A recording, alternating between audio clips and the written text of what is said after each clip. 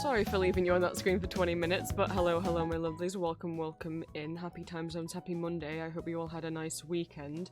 Sorry for the long wait time, I was checking on, well, I was getting stuff ready, and then I remembered I wanted to check on Straw Page to see if there's been any updates, and, on the situation, and, oh no! Well, we'll get to that. We'll get to that. Hello. I don't know how long stream today is gonna be. I can't believe I'm late again. I genuinely thought I was gonna stream early. Or like on time at the very least, because I was running errands this morning and then I got back and then I thought, cool, it's like 11:30, I could start making lunch now.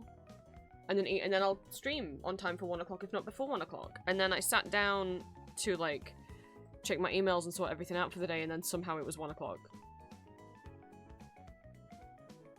Or past 1 o'clock. And then all I did is have lunch, and now somehow it's almost 3. I don't know how it's almost 3. I didn't do anything. I feel like this past week has, like, flown by. So I don't really have many updates to give you guys. I'm just like, didn't I see you yesterday? No. Okay. So, I'm just gonna be getting Etsy stuff ready on stream. I don't know how long that will take. I don't feel like, well, I'm saying this now, but let's see if that changes. I don't feel like I'll be rambling a lot on stream because I don't feel like I have anything to bring up or talk about, but I guess we'll see, won't we? And let me scroll back through chat. Hello Olivia, hello Elixir, hello Blue, hello Golden, hello Dallas, hello Dali, hello Kiwi, hello Green. Hello Midromiel, hello Adam. Hello Sweet, hello Ashley, and Corbo. Thank you so much for the first time chat. Welcome in everyone. And welcome in anyone who is lurking. I just looked at the follower count. Sorry, I glanced down. 970 already. That 1000's coming, huh? I'm not prepared for it. We'll do something. But, I was hoping it would line up with me getting a new PC, but see, I'm working on it. You got your taxes done? Well done, Green.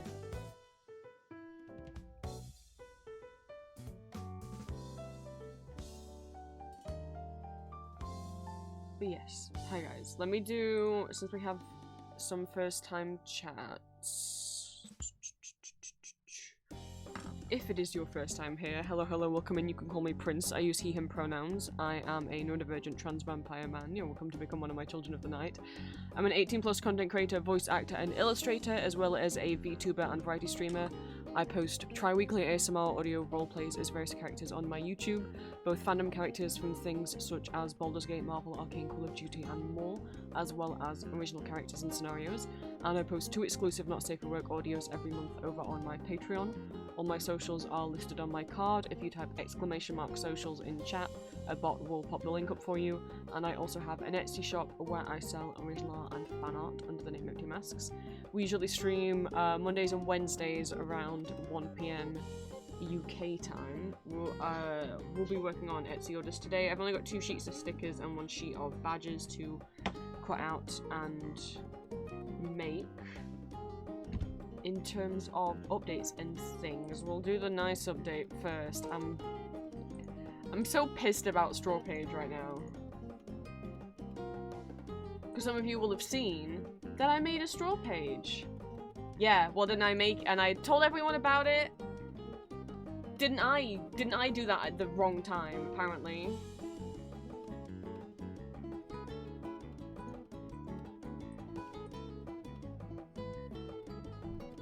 But anyway, first thing. Where are we? New stuff on Etsy. We got, Ultra Kill, Pixel Chibi stickers and badges. Hi Stinky. Hi Mag. Only Mac's allowed to call me Stinky, no one else is allowed to do that. Mac has an exception, because Mac is actually an IRL friend. I don't want strangers calling me Stinky. But yes, we have, Ultra Kill, badges, and why is that so big? Etsy, why is that cut off? Etsy, be a functioning website. No, okay, it's just gonna be cut off and it won't let me scroll all the way to the top of the image. Oh, or maybe? Or not? Or maybe? Oh, I think it's broken. When I click to zoom out, it zooms out for a second and then zooms in again, so... Alright, sure. Anyway, we'll just look at it this way. Yes, Ultra Kill Pixel Chibi stickers and badges. There are ones of Cerberus, Ferryman, Gabriel in both of his regular form, and then his second boss fight, female and male, air quotes around that, AFAB and AMAB, Mind Flayers, Minos Prime, Minos, Mirage, Sisyphus Prime, regular Sisyphus, Street Cleaner, Swords Machine V1 and V2 as stickers, and then as always as customizable badges. You can have any plain colour or any pride flag, 2 pride flags, or up to 3 pride flags in the background of the same image that Etsy doesn't want to let you look at. There we go. So those are up on the shop. Let me pop the link up. Because you know, if I get hyperfixated on something, I'm gonna make pixel chibis for it. Do have Ultra Kill OCs in the works. I have 2 new babies. I love them very much. If you're in my Discord, I posted their, like, I made, like, terminal entries for them, like, wrote out a character description as if you were reading their entry from the terminals in the actual game. I will share those outside of Discord once I get them drawn, and then that chunk of text will be on their ref sheets. But I've not drawn them. I've been so out of it. I've been so out of it.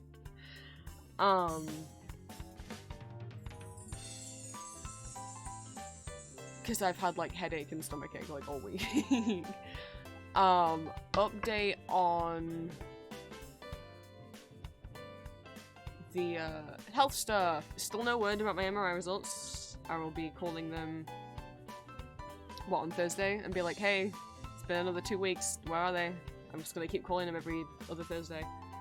As for the update on my tummy situation, I do still have stomachache.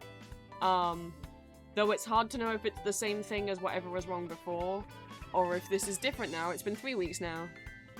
But it's hard to tell because, you know, then my period happened, which is like, well, that's a different stomachache. And I started taking something based on the pharmacist and the doctor's recommendation, but they didn't tell me that you can take too much of that thing, or like how much I should have per day or anything. So, oops, I overdid it, and I've been having a painful last couple days. I've stopped having the thing now, and I'll be fine. Maybe in like a week, once my body has got rid of all of it, but yeah, the last few days haven't been fun. So that's probably also why I've been really out of it. I've had like stomachache and headache, or possibly the same migraine for the past 5 days. So, that's been a thing. Let's see if I can pull my straw page up, because that's the other update that we had this week. That's not how you spell anything. So, I made a straw page. And I made announcements about it. I made a post on Patreon and Discord and on Tumblr and was like, look, here's a whole thing, like, I made a big deal of it and everything. Straw Page is a website builder. You can think of it something like having a card page. You don't have to code anything. You just drag and drop elements into places, and they have like pre-made templates. And the reason why I wanted to make one, despite already having a card and my own hand-coded website on NeoCities, is it has 2 features that I was interested in. I've ended up only using one of them, but it has like an ask me anything, like anonymous question thing where anyone can type in a question and send it to you. And then it also has this, which is called Picasso, where anyone can draw anything and then click send, and it will send it to me. So you guys can send me drawings anonymously, or you can sign your name on them if you want. Obviously, you can still send me drawings the regular way, by, like, posting them on Tumblr or Blue Sky or DMing them to me or whatever. But if that's ever been intimidating, or you just want to try drawing in this thing, you can draw in this box, and then you can click send, right? So I didn't end up using the, like, ask me anything function because I have a Tumblr. You can already ask me questions anonymously there. Yes, the difference doing it here would be you don't need a Tumblr account. You don't need an account on StrawPage or anything in order to send the question. But given how many mean and horrible asks that I've had on Tumblr over the years, I don't want to open that up to the rest of the internet. At least with Tumblr, having it that if you want to send me an anonymous question, you have to do it through Tumblr, it means I can block you. Like, even though asks on Tumblr can be anonymous if the sender so chooses, I can still block them. You can still block anonymous asks. Tumblr won't reveal the username of that anonymous user, but the block button does, like, they will still allow you to block that person, and they won't be able to send you anonymous asks anymore. This wouldn't have that, you know? So I was like, nah, actually, I've still got my askbooks open on Tumblr as of right now. We'll see if that ever changes. Please don't make that have to change. And anonymous is on, and that way, even if, but if someone does send something bad, at least I have the option to block on Tumblr. I won't be able to block them on this, so no. Decided against that, but wanted the Picasso feature. I thought that would be fun. So I made it, and I posted about it, and then I was like, I don't know how to see the drawings that people have sent. They're not going to my emails. They must be in the dashboard somewhere, right? But I don't see where they would be. Like, the only other page is this page, and there's nothing here. So, like, I don't have to pay for it, do I? But StrawPage has a subreddit, so I was looking on there. Found out, yeah, so the Picasso thing is classed as a gimmick. That's what they're calling their, like, widgets or elements on StrawPage. They call them gimmicks. I'm like, okay, so they should be on the gimmicks page. They're not, though.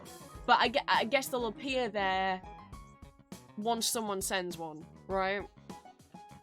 But I look up here, this little scroll bar, and it said gimmicks is under maintenance, and I click on gimmicks, and it says gimmicks is under maintenance, and I'm like, oh.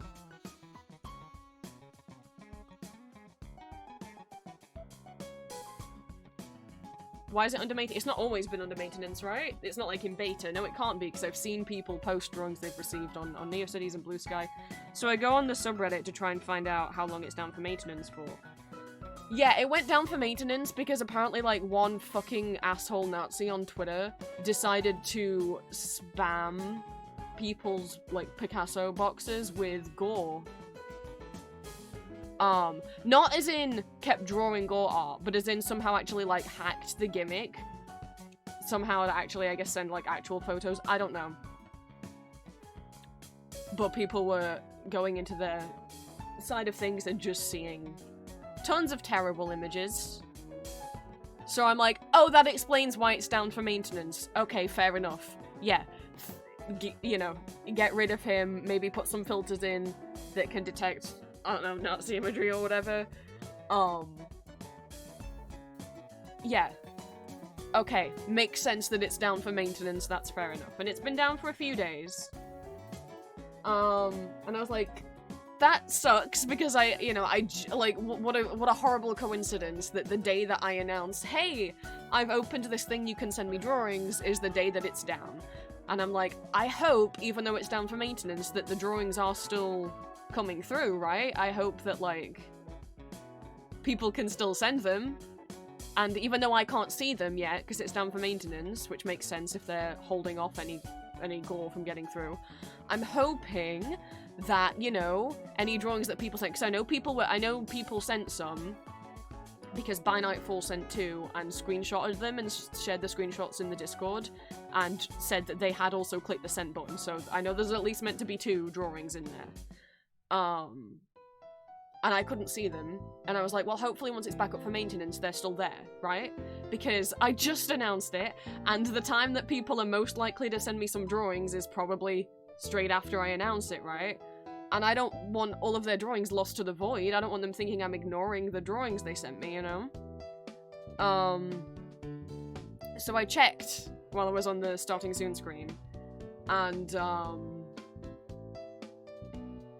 it no longer says gimmicks is down for maintenance at the top. It says you have no new gimmicks. And I'm like, what? So I'm like, oh, it's not down for maintenance anymore, but why does it say I have none? Also, for some reason, the preview here is like white instead of a picture of my website. So I click on gimmicks, and it still says it's down for maintenance at the bottom. For some reason, the bottom still says down for maintenance, but this scrolling text now says it's back up. And I'm like, huh? And I go into the subreddit, because I'm like, what's going on? Is it back up? Because if it's back up, and it's no longer down for maintenance, then it didn't save any of the drawings that anyone has sent me over the last few days. Like, right, then they're all just gone. And that's terrible. But I looked on Reddit, and, yeah, everyone's having the same problem. Everyone who has the Picasso art gimmick can't see any of their drawings. Now, I don't know if that's like my boat, where like any new ones aren't showing up, or if it's even their old ones that they already had from like months ago. They're not showing up anymore. No one can see any of the art that they've received. So that's not good.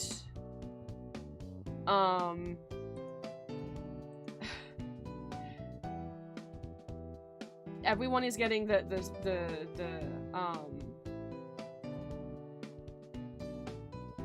weird, like, the page isn't loading thing, but also, yeah, it was like people were excited 13 hours ago, gimmicks are back! But then the comments are like, all my drawings are gone. All my art gimmicks are gone. My drawings are all gone, my gimmicks and analytics are gone. So it seems like... Oops, sorry, I accidentally unplugged my headphones.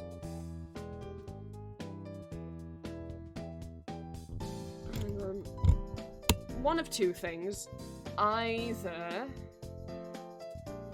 gimmicks is back up, but in whatever maintenance they did, they accidentally deleted everyone's art that they'd ever been sent on Straw Page, or gimmicks are not back up yet. Or every gimmick apart from the art one is back up. Like, they are actually still doing maintenance, and they just messed up on the site by saying it was back up when it's not. So either it's still under maintenance, or,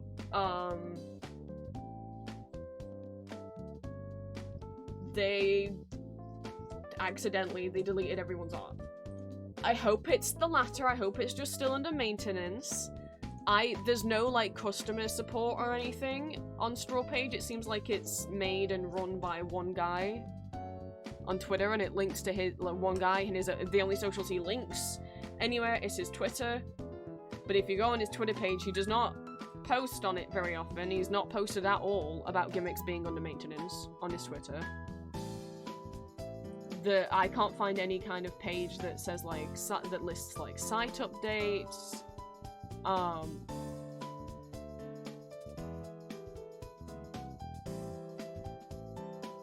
Okay, actually, I just clicked on his own Straw Page, and he does have, like... This is his own Straw Page, and he does have the anonymous ask thing, and it does say feedback for Straw Page on it. So I guess I could send something there. I mean, obviously, it's... I don't know if I get notified if there's a reply. I don't think so, because the way that the anonymous asks work is people just get them, and then the way that they reply to them is usually they post their answer on Twitter or Blue Sky as the actual tweet, and then just attach a screenshot of the question they got.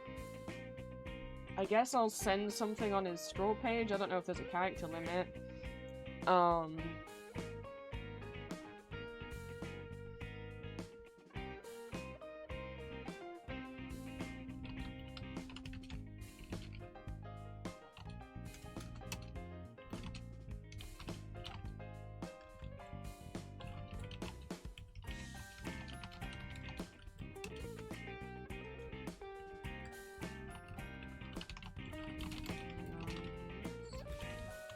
can't spell the word maintenance.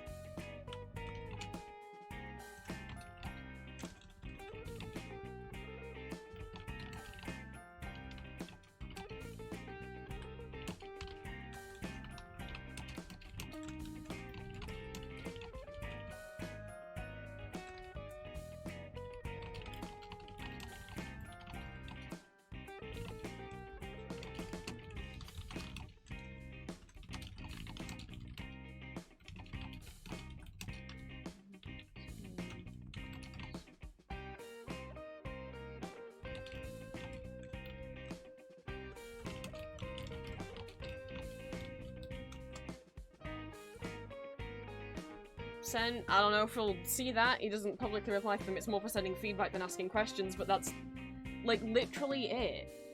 Like, there's no other way of, like, contacting anything.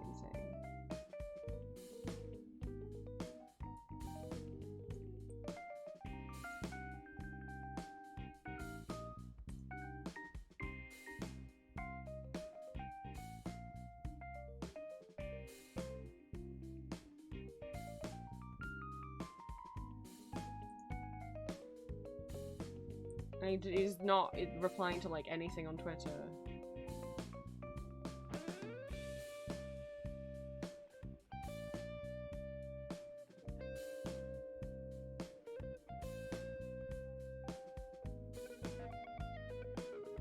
See, I don't know. And he even, like, retweeted something a couple days ago, but didn't tweet out anything about gimmicks being down. It would be nice to have some kind of update. Like, if it's still under maintenance, then fair enough. But it no longer says it's under maintenance at the top. It's been replaced with just a message that says I have no new gimmicks, which isn't true, because I know that By Night sent 2 drawings. They showed me screenshots of the drawings they sent, but I don't have them. They're still not showing up on my end. So either it's still under maintenance, or they managed to accidentally delete every drawing. So I am very sorry if you did send me a drawing on Straw Page. I can't see it, and it might be gone forever.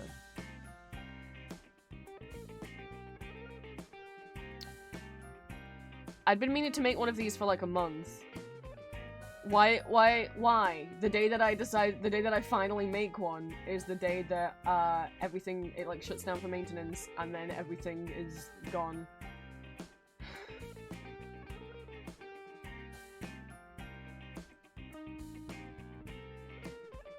And...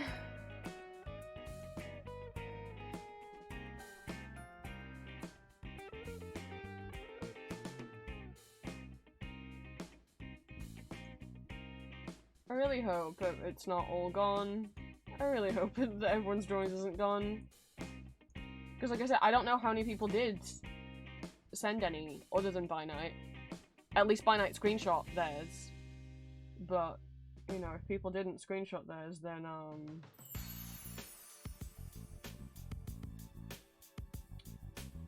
they're gone. I'm sorry.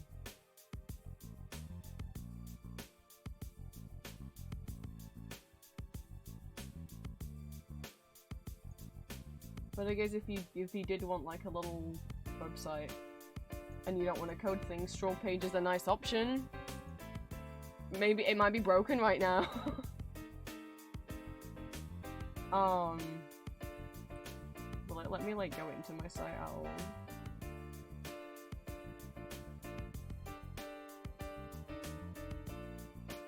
Okay, the editor's still working. But there's a bunch of templates and like pre-made elements and stuff.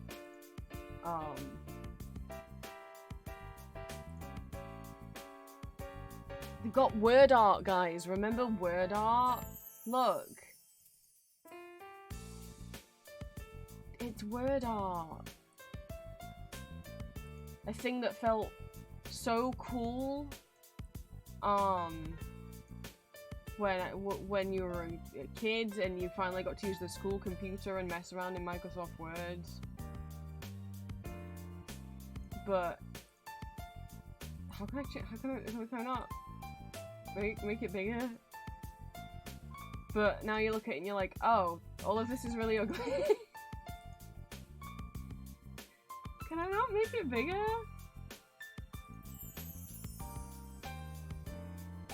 Oh my god, I can have the rainbow one with the shadow. Cool. But like, can I make it bigger? Oh. Oh no. Oh, I've dragged something. I didn't mean to drag an actual part of my site. Oh no, I goofed up. What's word art? I'm glad you asked. I don't think it's a feature anymore. Word art was... Oh, hang on. Let me... Just in case it does save that, let's get rid of that. Was, I don't think still is, a feature in, Microsoft Word in the, like, early 2000s that just would let you, like, write text, but with, like, a preset style. So, like, it might be... I'm trying to... I've never thought I would have to explain word art.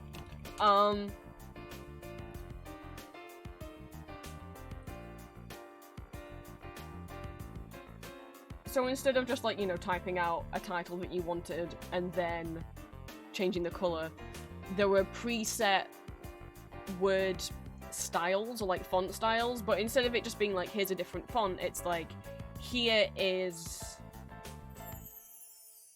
you know, more than just changing the font, but you can have your text look like this particular font at this particular angle, like, it might be, like,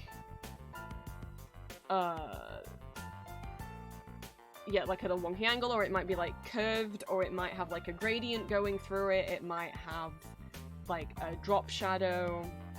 And these, I can't remember if these were things that you could add to your text individually on their own. I don't think so.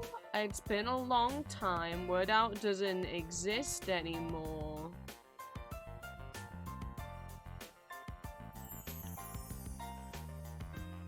It's still functioning on the app, not the web version.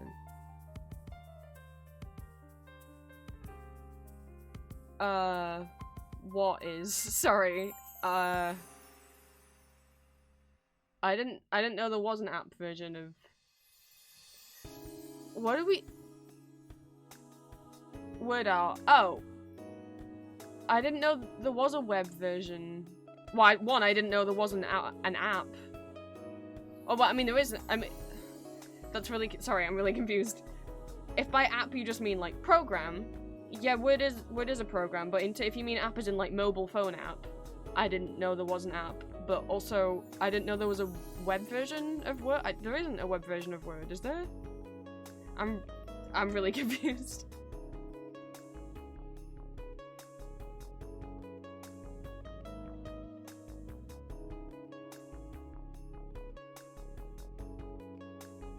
Yeah, sorry, saying no, the program, yes, sorry, yeah, sorry, I'm still just really confused, guys. I don't know if you're correcting when you said app or said web to program. I don't know what word you're correcting to program. I'm really confused now. There are still, like, preset designs and stuff in Word. I don't know if Word Art still exists as a feature called Word Art. You can definitely make titles and stuff in Microsoft Word and PowerPoint and so on.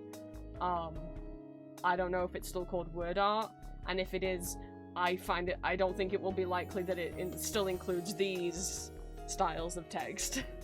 Because I guess they are dated now.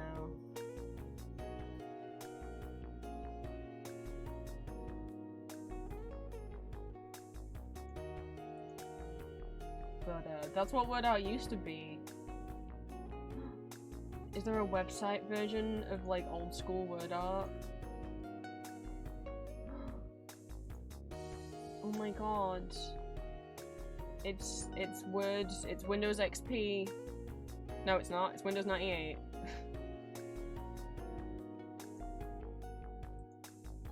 And then I just write, hello, green. And then does it do it? Whoa.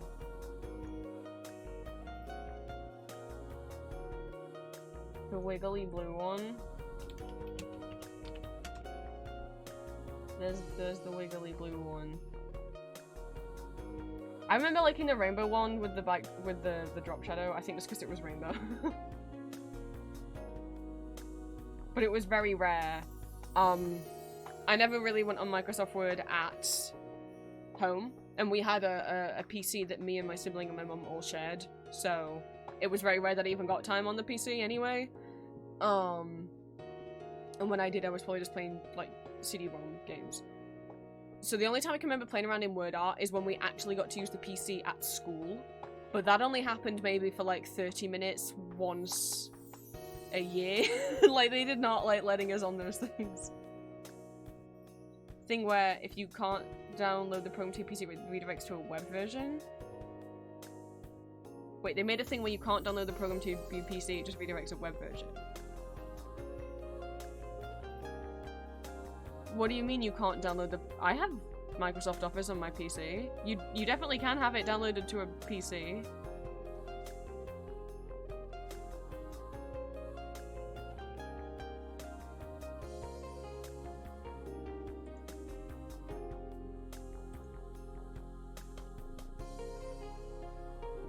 Sorry, I'm getting so confused today. What does finish do? Oh, it downloaded my art. It downloaded my amazing piece of word art that just... Oh. It just downloaded it as a PNG to my computer. That's there now. We'll keep... Sure, let's keep it. What things we make on stream?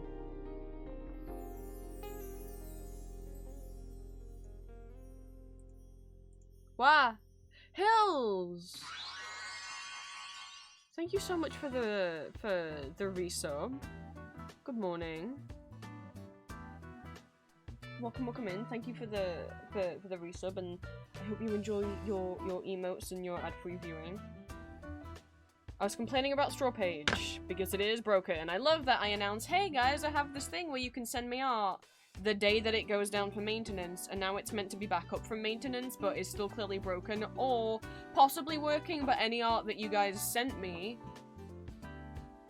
you know, when I said, hey, I just made this thing, which is probably when most people sent the art, within those first 24 hours, I can't see any of it. Either it's still down for maintenance, and hopefully I'll get to see them soon, or whatever maintenance they did deleted all the logs of everyone's art, and I can't see them. If you didn't screenshot them, then there's no record of them existing, and I have no access to them. Why? If I'd remembered to make one weeks ago, obviously this still would have happened, but at least I would have had any art you guys made and sent via it. Or if I'd have waited a week and made it, then maybe everything would have been fixed.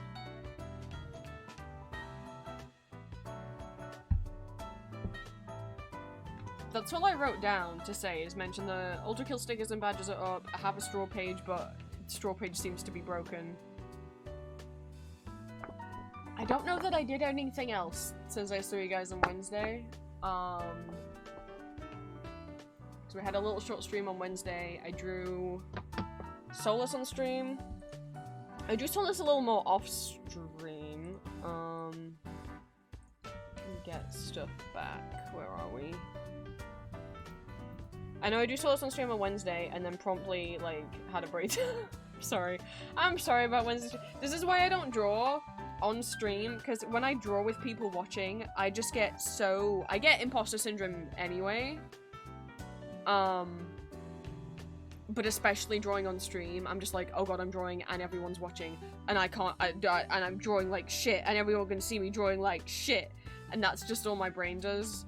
I don't always feel terrible when I'm drawing. Sometimes it is fun to draw. I know, crazy idea, but sometimes it is.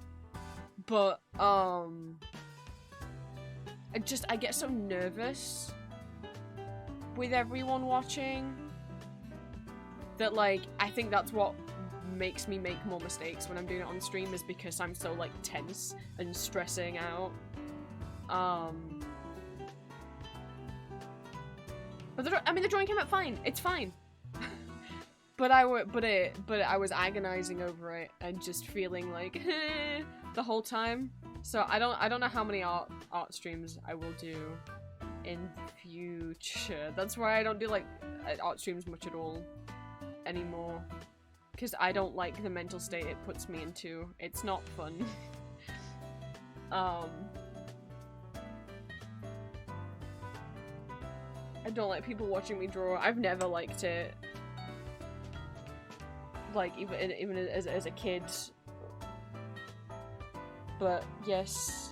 Drew Solus on stream on Wednesday, and then after stream, I don't know if it was on Wednesday, but I had the land sketch done on stream, but I didn't actually finish drawing him. So finished drawing him off stream. Those pictures have been added to each of their ref sheets because I hadn't drawn lands properly before, other than the pixel chibi, and obviously with the pixel chibi it's hard to tell exactly what he looks like. Never drawn a deer anthro before. Barely drawn anthros before, so...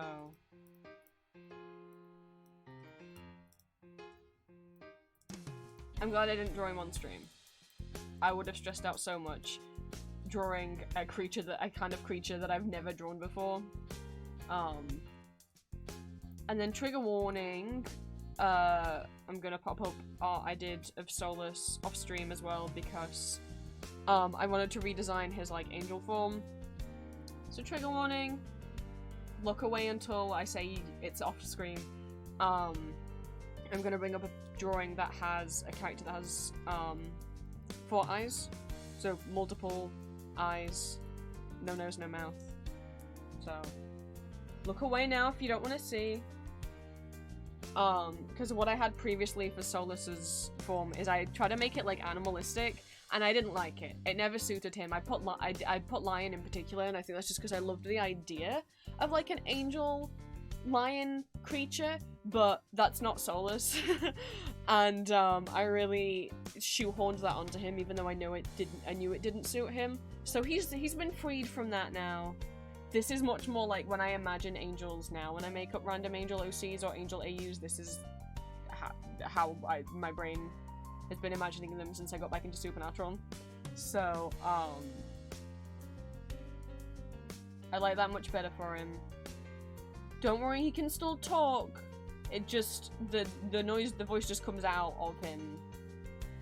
He just doesn't have a mouth. But he's fine. I know it's sad, because I know it's like, how are you gonna kiss him? But you can still kiss him everywhere. But I know it's sad. I know. But for people that don't know, or can't see the crucifix, Solus is my ghost band OC. He's a fallen angel who's now a brother of sin, sibling of sin. I decided, like, in my headcanon, for ghosts, since ghouls, which are demons, since demons in ghost lore have elements, I was like, angels do too. I like in my headcanons for ghost, angels in that world therefore also have elements. I just thought that would be cool. So specifically, he's a fire element. Fallen angel.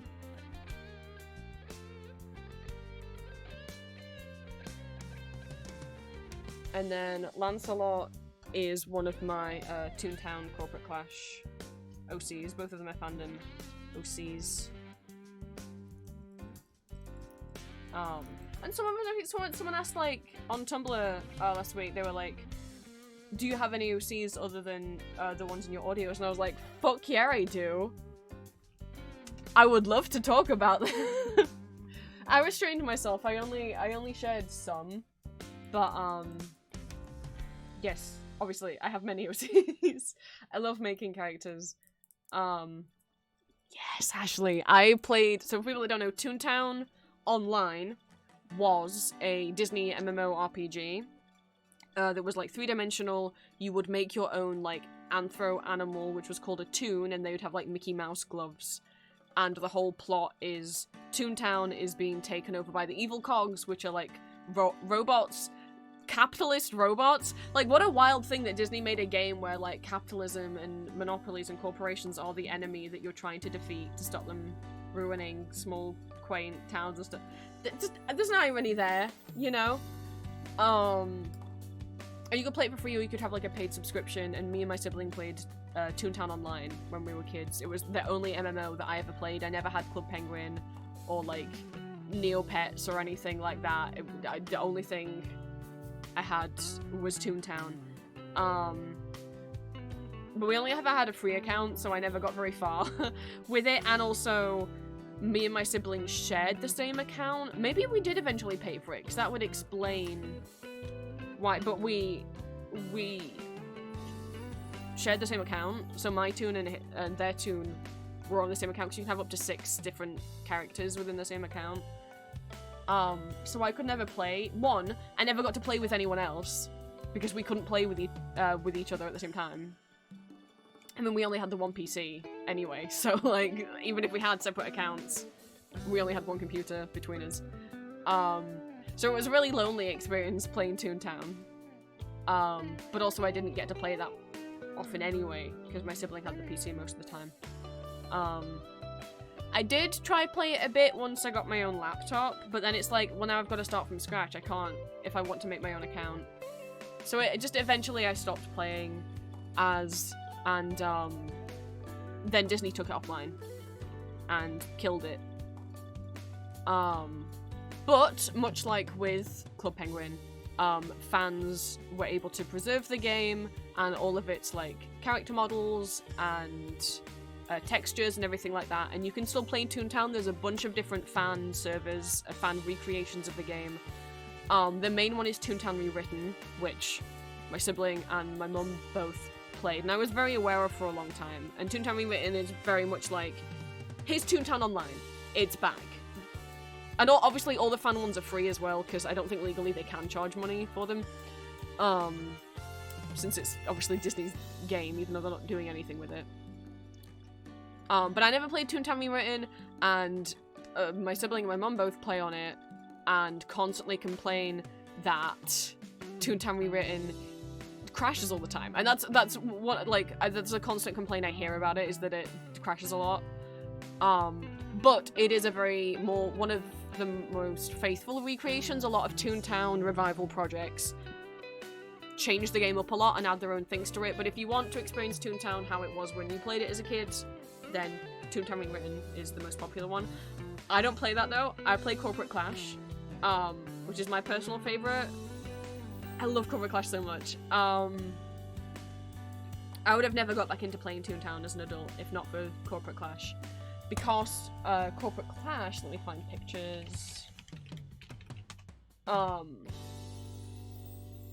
does make changes to the original game, but they're very fun changes. So there's an extra gag track called Zap. So if you like use the water gags on a cog and then zap them, they can get electrocuted. So there's a new gag track. Unlike original Disney Toontown, you could never... I didn't even explain gag tracks. Gag tracks are the different types of weapons that you can have. In the original Disney version, you could never access all of them. You could only get like 6 out of the 7. You could never have all 7, but in Corporate Clash, you can have all of them. Hi, Linka. I have to transform now.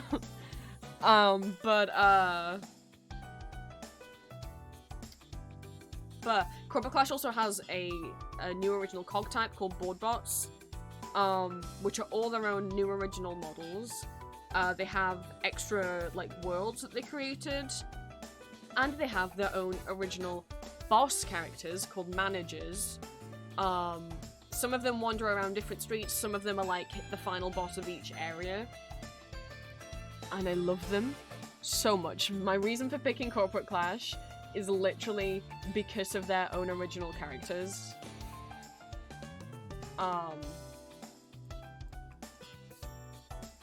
Let me see what's the best way for me to show you. Of course I have pictures of every single cog. I've played Toontown Corporate Clash sometimes on stream with people in chat. The only thing that like, why I don't do it as often is because obviously it is difficult for my PC to do that, because it is an MMO. running that while streaming, it just found difficult. Right, and then where's the... Ah! I'm trying to get up the images that they did to announce the different cogs. So the reason I have Lancelot, my dear OC, is because I'm shipping him with Litigator, who I will show you in a second. But here's the official promotional images from Corporate Clash when they were introducing their own different original characters. So these are the managers from the manager update.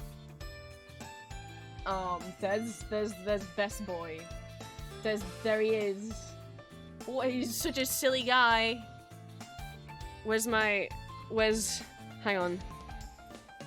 Hang on.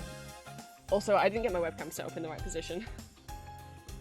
So you have to bear with me doing it on stream.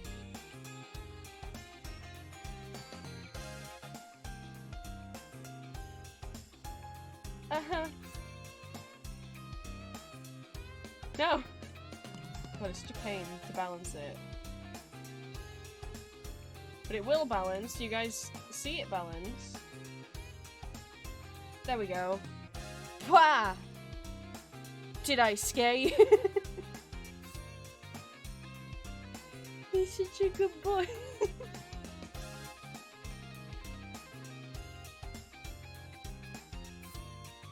It's him.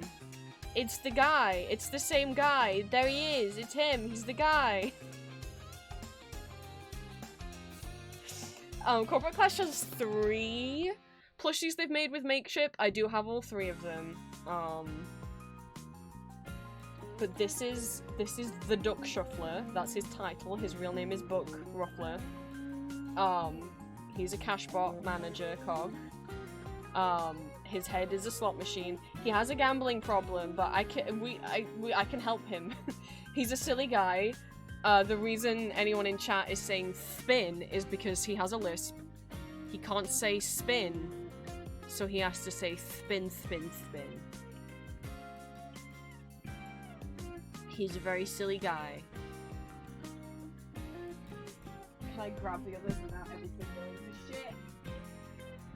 The others, these two, and I will say Corporate Clash as well is a very LGBT-friendly Toontown fan project. A lot of their original cogs are LGBT, some of the mods are LGBT, and they have like pride items in the games. These two that I have are canonically a couple. I think Graham uses he, him pronouns. This is Graham, aka the Pacemaker, aka if Corporate Clash had a Tumblr sexy man, it would be him. He's got a massive ego. He's kind of an asshole. He's very full of himself. He's got his little guitar. He's a, what is he? He's a cellbot.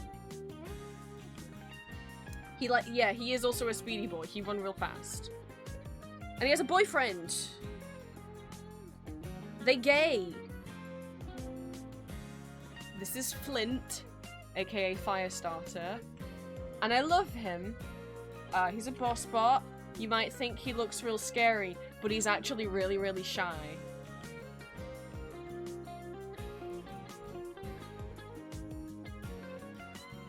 He's just a little guy. I always thought Flint looked cool, and then I found out that he's, like, canonically really shy, and I was like, I love him. You can find out about the characters in the game, but also they do make, comics, but some of my favorite guys also, like, don't have plushies yet, so we'll see. At the bottom here, we've got Deep Diver, Mary. Oh, God. But again, I don't remember the pronouns for all of the different cogs. Some of them use he, him, she, her, she, they, he, she, they, them. So I'm gonna just straight up say right now. Sorry if I get the pronouns wrong. Would I want actual plushies of the boys? Like, as in, like, would I ever make plushies of the boys? Because I would so love to, like, make plushies and sell plushies of the boys, but you gotta bear in mind that, like, I'd need a lot more followers for that, like, to be able to break even and not lose a lot of money. Because there'd be two ways of going about it. Either I do like what people on Etsy do, you know, like that Astarian plush I got. Or if you've ever seen any plushies for sale on Etsy, where people get manufacturers off Alibaba, typically, to make plushies. And I've talked to plush manufacturers on there before and had prototypes made of plushies. Because I did, years ago, make a Kickstarter to make plushies of Eric, Christine, and Raoul from the Phantom of the Opera. And got the prototypes made. I have them. Eric's right there. He's looking at me right now. And got them made and everything. And, just for the prototypes, for those 3 characters, I think cost me £600. For 3 plushies to get all the prototypes made, because obviously they've also got to make sure that to make the patterns and make sure they're like fire safe and all of that, and then obviously ship them and taxes and everything. And I got those in. I was like, I need prototypes if I'm gonna do the Kickstarter. I wondered where Flint's guitar went. It fell on the floor. So I was like, well,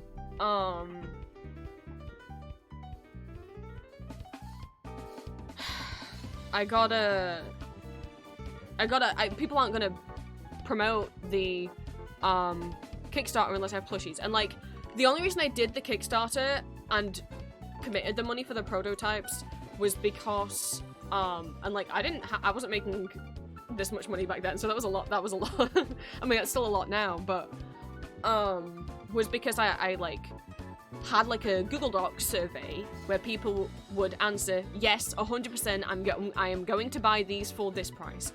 And I needed at least 60 people to buy them to break even. And 120 people filled out the survey and said, yes, if you make this Kickstarter, I will buy them. And I was like, that's great, that's double the amount, because obviously some of the people who said yes might suddenly have horrible financial surprises and won't be able to afford it. So I don't expect that all these 120 people will commit, but if 50% of them commit, that's all I need, and we've done it. We've reached the Kickstarter goal. So, I needed to sell 60. 120 people, like, promised they would buy at least one. Some of them said they would buy 2 or 3.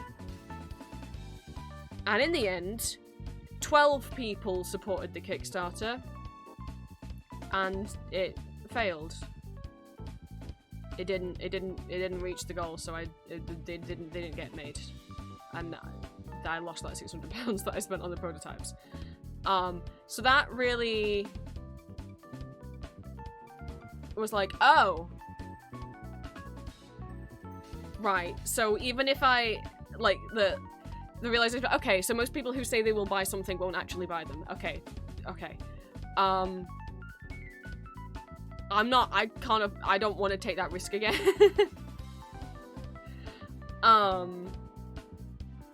And that's also why, like, I know I promised I'd make body pillows of Ambrose and Arden. This is also why the body pillows haven't happened.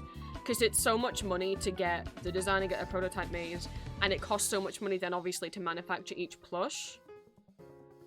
I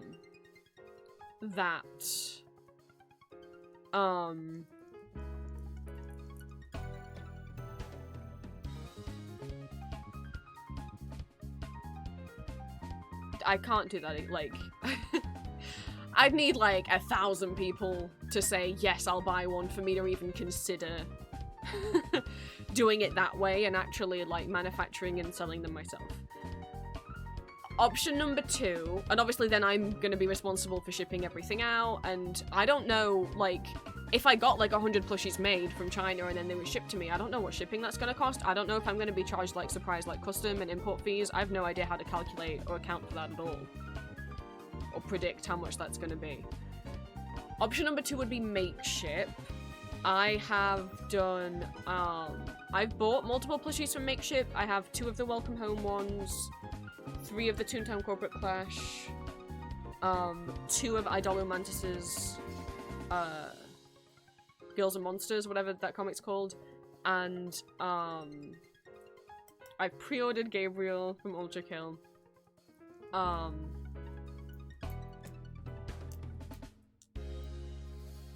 I like the plushies. Obviously, they're smaller than I would like, because personally, I like being able to cuddle a plush, and to me, they're too small to. They're more almost like a fabric figure. They're a bit too small to be like huggable size, but they are they're very nice quality. And you can, as a creator, be like, hey, Makeship, can I make my plushies with you? Like, it's a way for like independent creators and companies and stuff. You know, Makeship, I'll be like, here's the design I want, and Makeship will make it into the plushie and will sell it on their site, and they'll be in charge of shipping them out. But the thing is, for obviously Makeship to say, yes, we'll agree to do your plush, and for me to reach out and be like, I would have to convince them that I have enough followers to be able to sell these plushies, right? For it to be worth their time and effort. Usually when something goes up for pre-order on Makeship, there's like almost like a Kickstarter, right? There's like a pre-order period, and they have to sell at least 200 in order for the plush to be made. So at minimum, I would need to be able to guarantee Makeship, like, for them to be made, minimum 200 would have to be sold. And as sweet as it is that some of you guys in chat want one, and as nice as it is that we recently hit 20,000 subscribers on YouTube, there's not 200 of you that are going to buy an Ambrose plush. I don't think.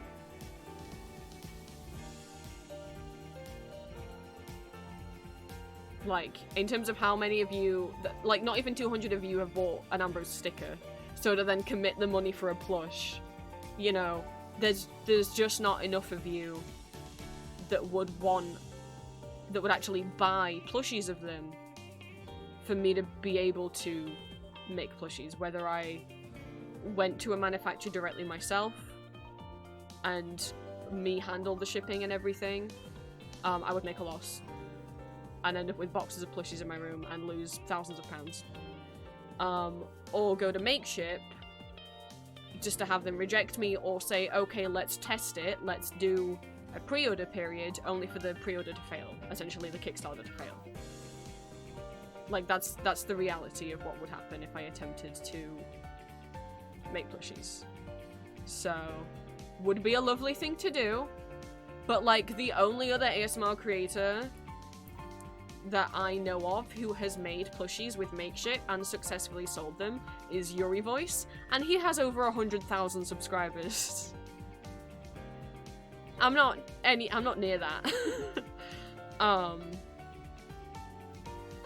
even like Idolomantis, their plushies, and they have like, what, surely multiple hundreds of thousands of followers on Instagram for their comics. They were struggling to reach the 200. They had to keep pushing and pushing and pushing and pushing and making social media posts every day, being like, please guys,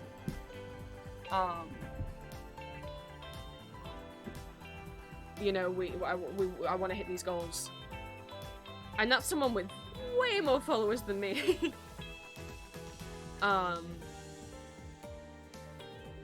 So as nice as it would be, no, not anytime soon. It's incredibly expensive, and I would lose thousands, if not tens of thousands of dollars if I tried.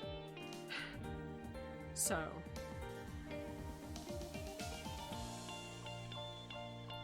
that's not a thing that's happening anytime soon. And that's why the body pillows hadn't happened. When I initially put the post up, I think I put it on Patreon being like, how many of you guys would actually buy a body pillow? Again, it would just be the cover, you wouldn't get the pillow. How many would actually buy the body pillow cover for this amount of money?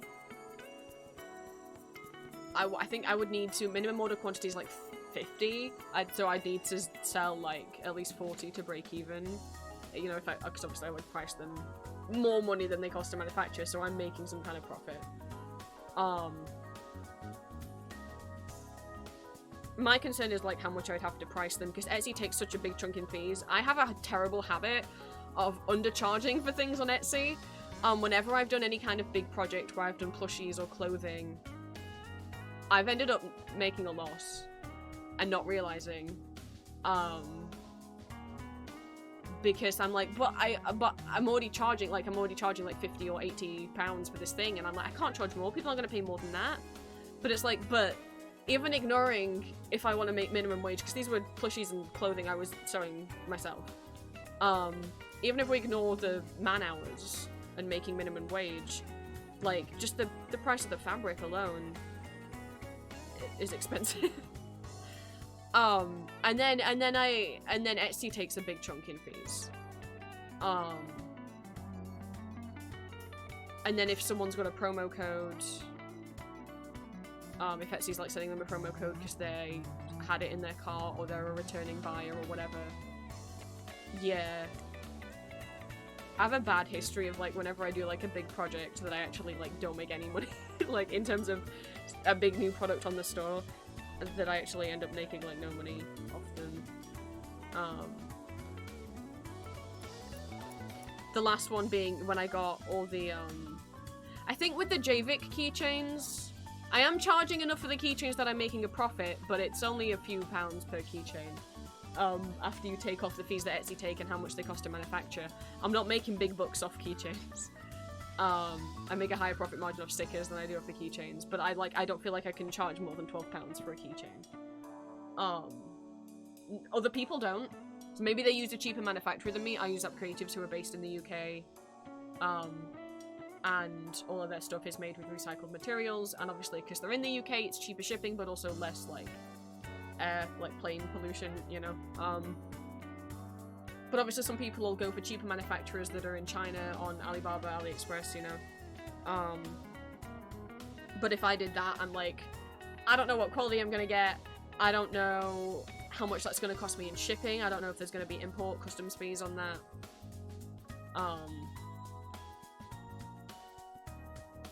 So, I don't make a loss on the keychains, but overall, like, the JVIC keychains, I don't know if I've sold enough to break even on them. I think maybe I've broken even on them, because I haven't sold out of them, right? Like, I think, I don't know how many there were. Let's say it was 200 keychains. I think I've still got, like, 100 left in a bag on my floor. So, I don't know if I've broken even on the JVIC keychains. I think I still haven't broken even on the OC keychains that I did last year, as a reward for Julia's, the donathon we did for Julia's, medical bills. And I said, you know, if we reach this goal, I'll make cameras and Odin keychains, and then this goal we'll do silk and satin, and so on. I still don't think I've broken even on those. It's been almost a year.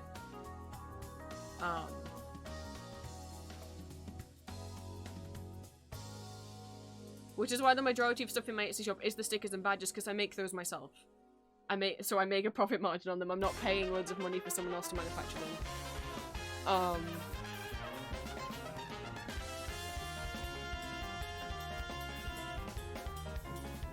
Toho music. You went a bit too much. So, yeah, I gotta be real careful. It's a mix of, like, of investing in anything like that, because it's a mix of, just because you really want to badly buy it, or just because, like, 10 of you really want to badly buy it, a lot of places have, like, minimum order quantities when you manufacture things, and so, like, I can't just buy 10. I have to buy, like, minimum 50 or 100 pieces of something.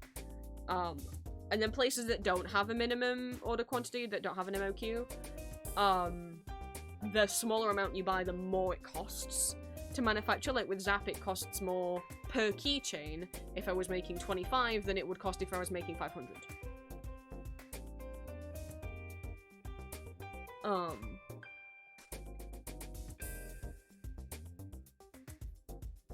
So I know I haven't done the body pillow covers, even though they were a reward on the donathon a year ago. And I don't want anyone to feel like, I paid to the donathon in order to unlock this goal and you still haven't done it and it's been almost a year. Because I don't want to lose money on them. Yes, I did, yes, there was an idea of the bookmarks being made with the body pillow designs, but that was a separate, that if you look at what the goals for the donathon was, yeah, one of the goals was body pillow bookmarks, as in like a bookmark but with body pillow art on it. Of all of my audio OCs, which I haven't drawn. I know I haven't done any of that art. I didn't feel confident enough, or that my drawings were good enough to be able to make them, is the reality of why those haven't been done. which is why I focused on doing all the stickers first, because they weren't as scary. I still am not confident about drawing them, but to actually make an actual body pillow cover with Ambrose on one side and Arden on the other was a separate goal. That wasn't like, the bookmarks weren't instead of that. Like, both things were promised.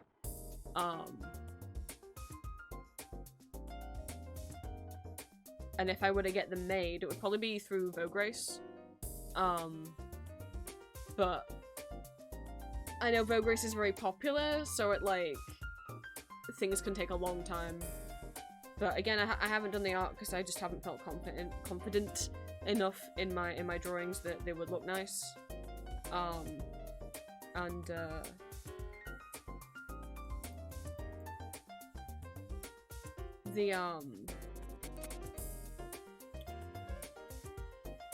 don't know that I'd sell enough to break even on them, and I really am so scared and tired of making losses every time I do a bigger item, every time I manufacture an item.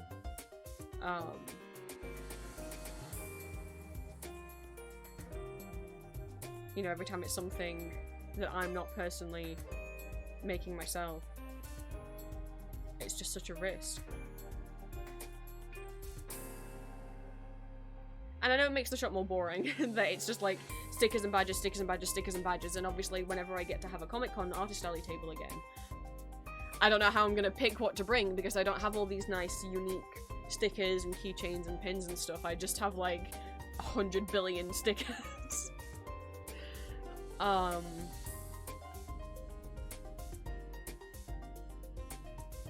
But you gotta bear in mind, as sweet and nice as it is that you personally would really love to buy Ambrose on this piece of merch, on this kind of item. Things cost money to manufacture, and a lot of things have minimum order quantities, and just because you and a couple other people agreed with you that it would be really nice is not enough for me to be able to break even. Most of these things I would have to sell like minimum 25 of. Like, I mean, the keychains, what did I get? 20 of each character for the OC keychains, and I haven't, the only one that's sold out is Satin. I didn't sell out of any of the others. So I haven't broken even on those yet after a year. Same with the Elden Ring keychains. Still making a loss on those, haven't broken even on those yet. Same with the Javik keychains, I might have broken even on, I'm not certain. And the keychains I made of the 15th Doctor and Rogue. No, I sold like one of those. And the Supernatural standees that I made of Lucifer and Sam, sold 1 or 2 of them. Made a loss on those. Like, I'm really fed up of making a loss when I try and do different items.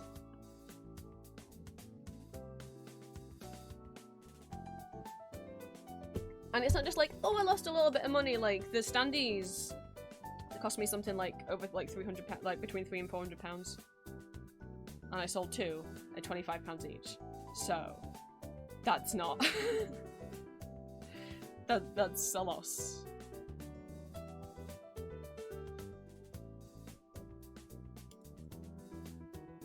And the thing is, I know if I was doing Comic Cons, it would be easier to shift a lot of this stuff, because it's always frustrating when you're like, there are enough. I think I ordered what, like 25 of the standees, and there's definitely 25 people out there that would like a standee of Sam and Lucifer.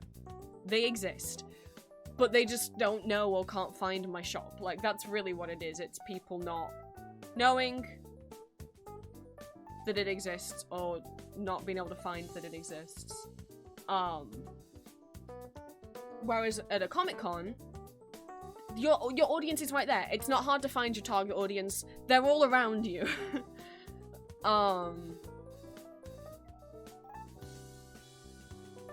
So I know I would have an easier time shifting merch if I could do cons, especially if I could do big cons, but I don't drive. And there's no cons local in my area, and I don't have anyone else who would drive me, so...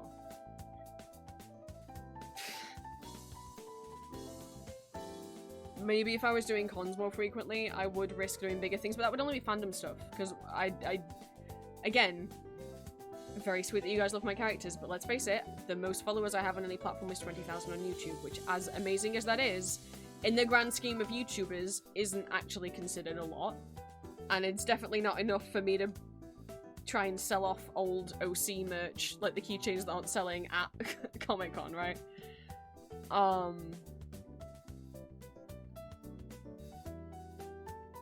So, if there's things that I've promised merch-wise, know that I know if I haven't gotten to it, but,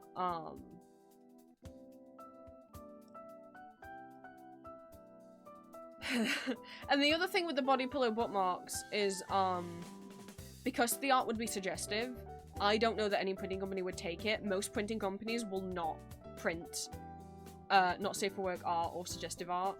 They will just refuse to do it. So I was like, well, I'll have to try and print them myself.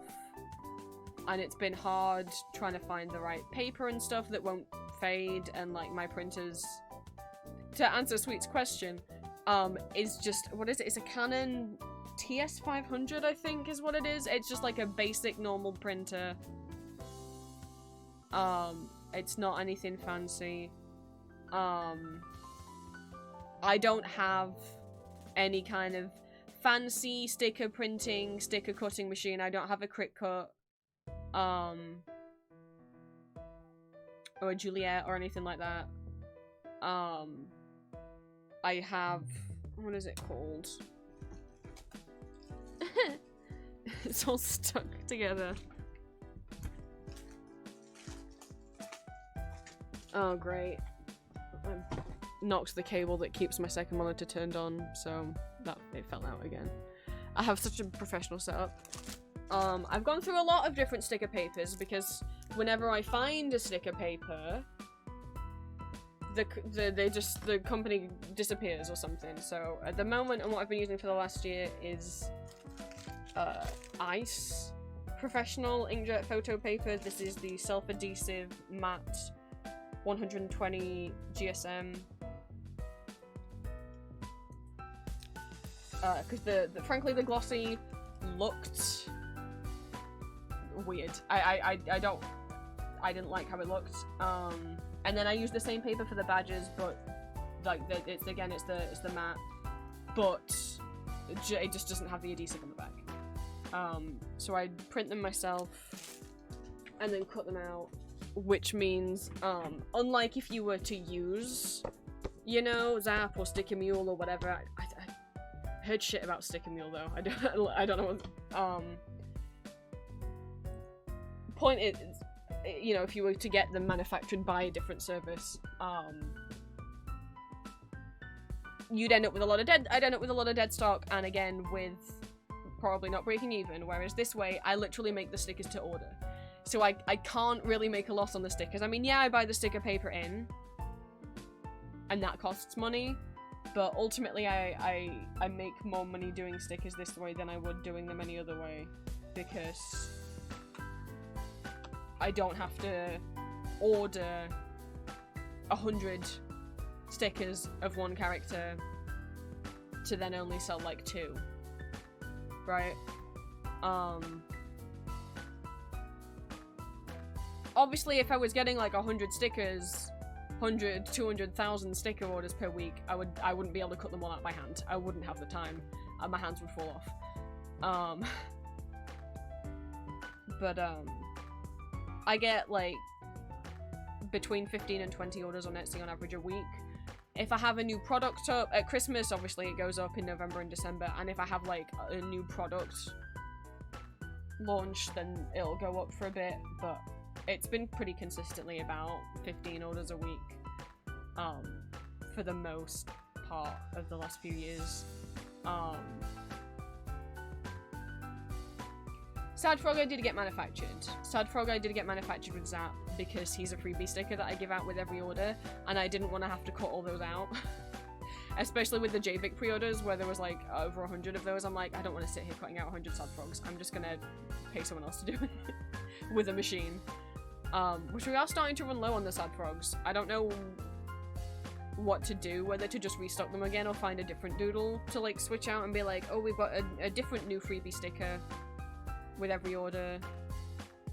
What I wanted to do initially is do like stickers of Mori, but I've just never drawn them, so Sad Frog was like, what's something I've got that's a doodle that people think is silly or funny or just nice that isn't fan art, because it needs to be something that anyone can have in their order and like just be like, oh, it's a frog, not, oh, this is a character from a thing that I don't know or I don't watch or I don't like, you know? But I've got loads of stuff to get to from the last donathon. I hope no one gets pissed off when they're like, Princel hasn't done the Toontown stickers, but has done these Ultra Killer ones instead. It's like, I know I've got shit to get through, okay? Anyway, we're talking about Toontown. People were asking me about Toontown. I was talking about Toontown Corporate Clash. There's this deep diver. She does have a body, but in the battle she does also dive under the ground. But she does have a big old bod. Mouthpiece, whose name I don't remember. Whose like real name I don't remember. She is like a grandma. She has a telephone for a head. She's just a grandma. She likes knitting things for her grandkids. Obviously Book, aka Duck Shuffler. What a silly guy. He's just a silly guy. Oh my god, what's Rainmaker's name? Oh my god, what's Rainmaker? No, I love Rainmaker. Misty. Oh, Misty, aka Rainmaker. She's gorgeous. I love her. I love her. She's this one at the side. She's sad. If you couldn't tell. She's a sad girl. I love her. I think she's cool. I think she's really cool. Benjamin, aka Bellringer. He is the only cog that is canonically British. he's the only cog that's canonically English. He's like he's canonically like a flirt. And also kind of a gossip. I love him.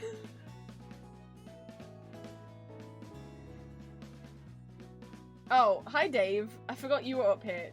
Dave, I find him kind of scary. I'm sorry, I know Oliver really likes him. Why are you up here like this? Dave, aka Major Player. He's a funky music man. We got Flint and Graham. Flint, aka Firestarter, he's very shy, and he's dating Graham, who's got the biggest ego in the fucking world. Gatekeeper, she is a tall suit of armor lady, big lady in suit of armor. I don't think I need to say more. I think that's enough, right?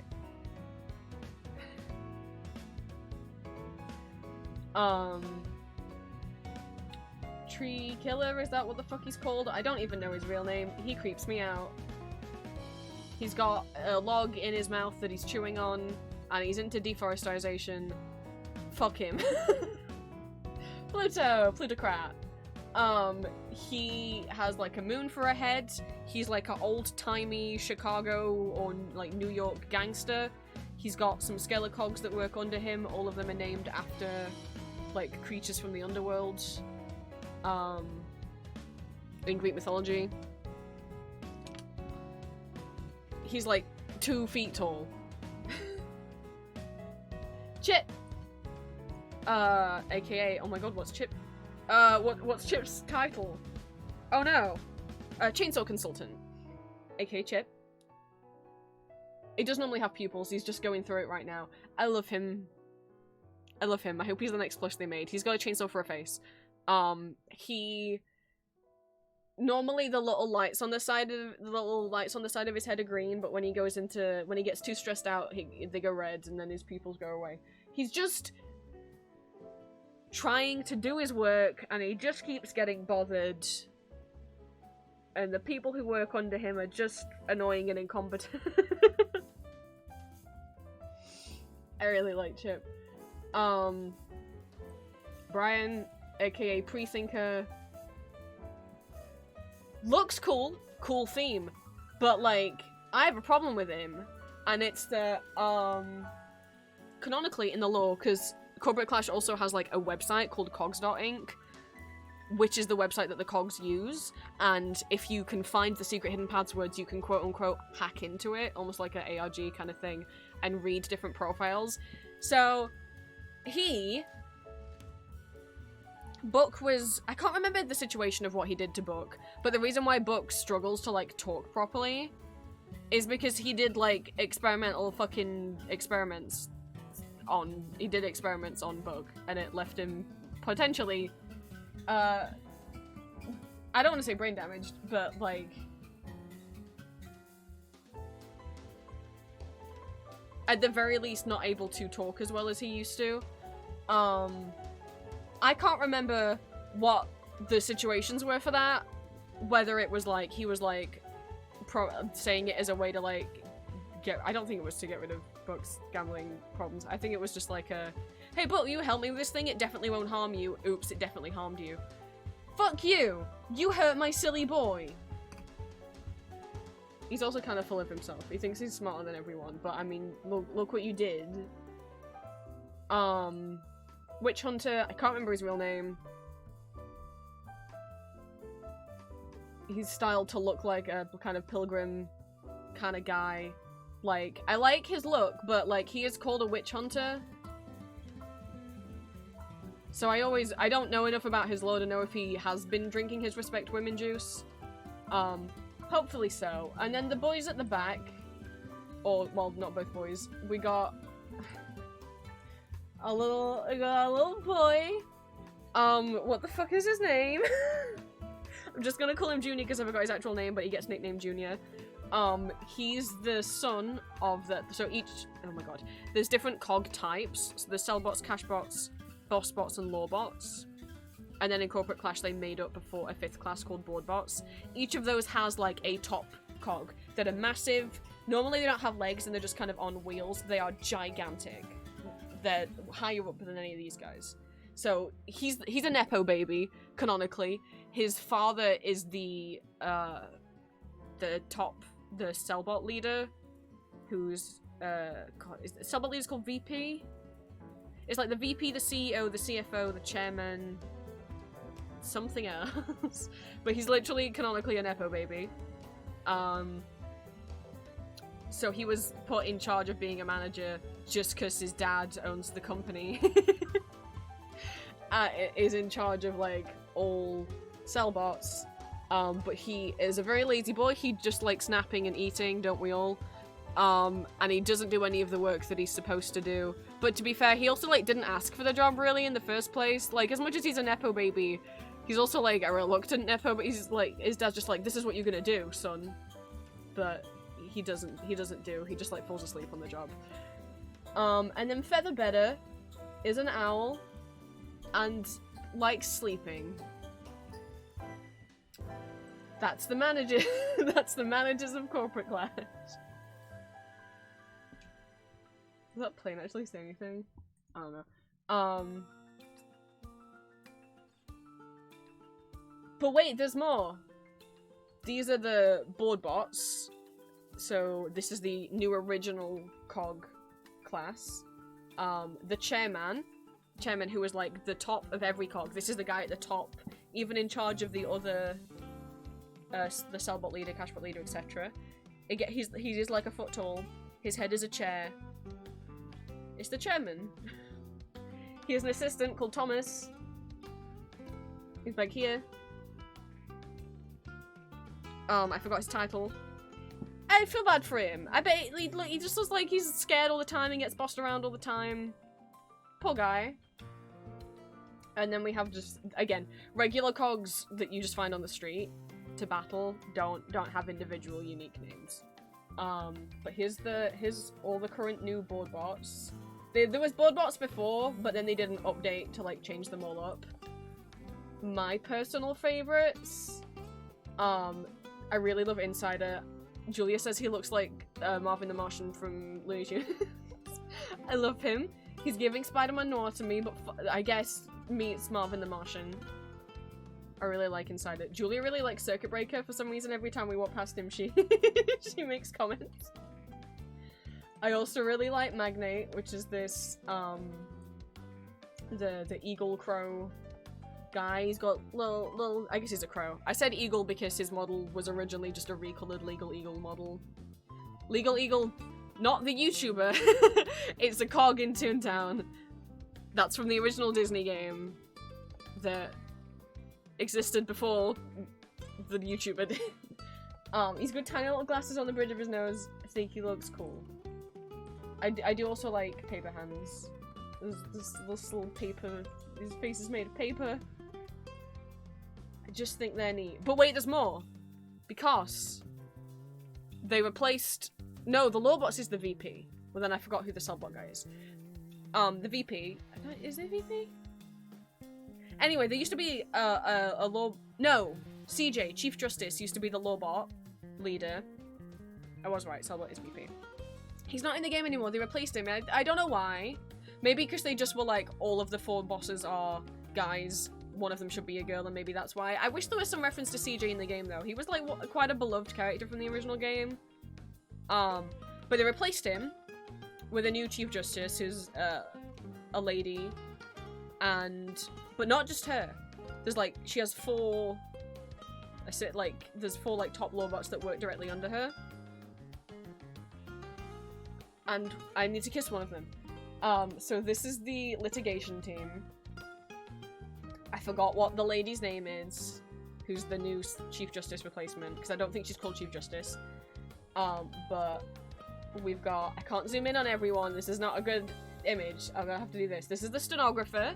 I forgot her name. Like her actual name. She kind of creeps me out because the teeth are kind of scary. They're like the keys on a stenographer typewriter. We've got... what the fuck is his actual name? Scapegoat. He's a goat. He's got like a busted eye and a busted horn.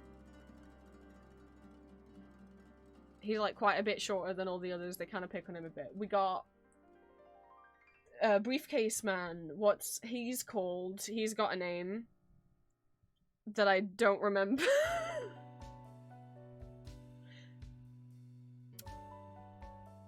And then, hello Litigator. His name is Mundy. My dear, my OC, Lancelot, might have been made to kiss him. He's a big gator. He's got like a powdered wig, and he has a little flame on the wig that... He doesn't- it's not like a Charmander, he doesn't die if it goes out. Like, there's some comics where it goes out and he's fine. He's just upset. It's something important, I guess.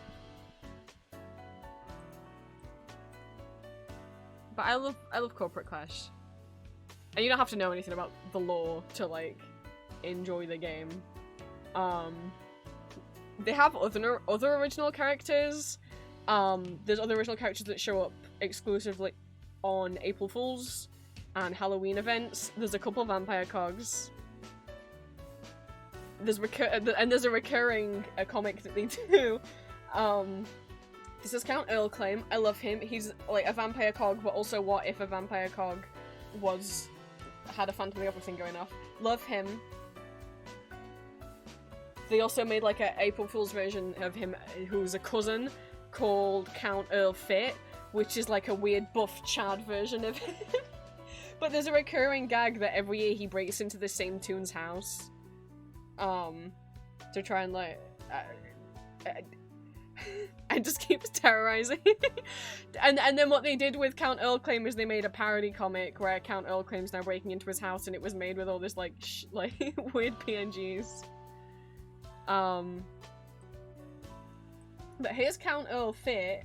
Here's his muscles are so big he's busted his sleeves open. We also have the High Roller, who is some sort of kind of fusion of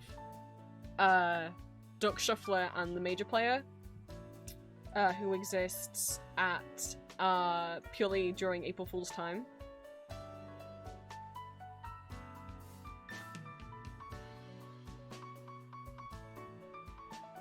There's other managers that exist as well, that you fight at the ends of certain areas, like Derek Man will be the first that you fight.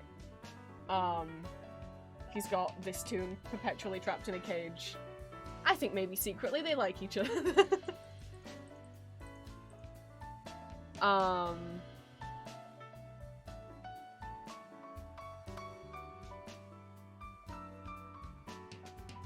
But yeah, like I said, there's,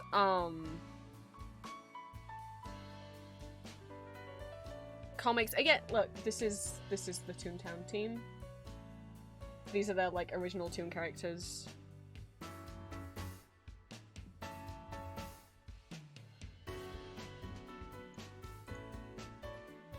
But they make little comics that they put on their site and on, put them on YouTube. I don't know if they're using Blue Sky.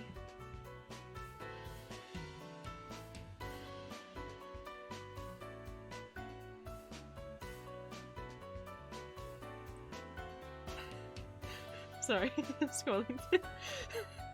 There's, I can't remember if this happens if you beat Graham, or if this was, like, something that they put up for the April Fool's event, but Graham's body can be found. That is a cutout of a screenshot from the game. I don't ever have the actual screenshot, but you can find him, like, next to a trash can,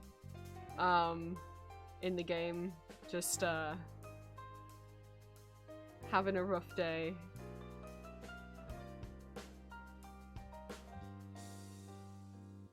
But here's all the regular cogs from Toontown. This is what they look like in the Disney game. And most of these still look like this in Corporate Clash. In Corporate Clash, all of the Lawbots have been redesigned, which are these purple ones. Or like the purplish blue ones. They've all been redesigned, and the leader has been replaced. But all the others still look the same. Well, the Cellbots still look the same, and the Cashbots and the Bossbots all still look the same. I don't know. I think maybe they had plans to redo. Also, there's a few additional Lawbots that exist that are new. Like, there's a cat one, which I only remember because I saw this. See? Mouthpiece just like, she knits.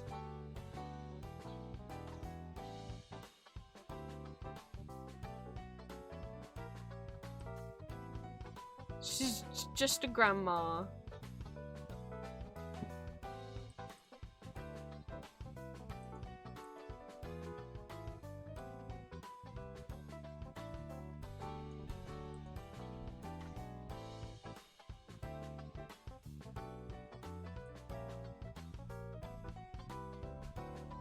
But yeah, Toontown's just... it's a silly little game. I've been playing it more lately. Me and Julie have really been trying to play it more. Yeah, that's the other gag, that he doesn't drink blood every year. He just keeps breaking into this Toon's house to get ketchup.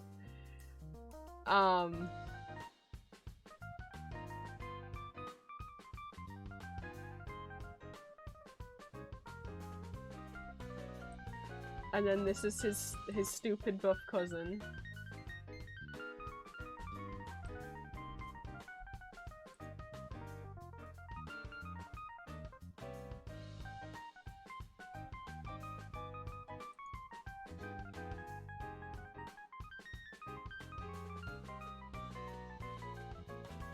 I can call him stupid, it's okay.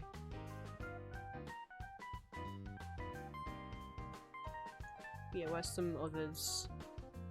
This is the final boss of like the second world. He's got, what is this, land acquisition architect?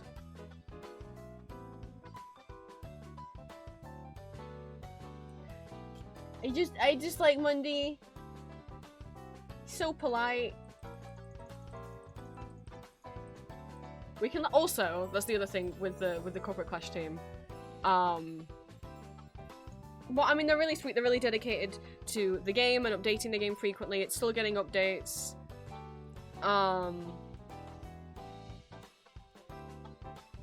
I think it's real fun. Whenever I go online, there's never more than like 300 people online at the same time. So it's like, it's not overwhelming. And there's a bunch of different servers, districts. There's never more than 30 people in one at the same time. So, on one hand, like, you're not going to be overwhelmed by, like, endless players, like, harassing you or anything. And on the other hand, if you are there are certain tasks that, or, like, side quests that you can't do on your own, that you do, like, boss fights will, like, knock down your weapons so that you can't use super high-level weapons in certain fights. And essentially the game is forcing you to team up with other people. But there's always enough players online that you can make, we call groups, I forget, but essentially you can put out, hey, I need to do this toon task, and you can have up to 4 people in a fight at the same time. So you're like, hey, I need to do this boss fight, but I can't do it on my own. Here's an open invitation for anyone to join me, and then any other person playing the game can come and join you, for your little invitation thing. Which I didn't know about when I started, because I don't remember it being mentioned in the tutorial.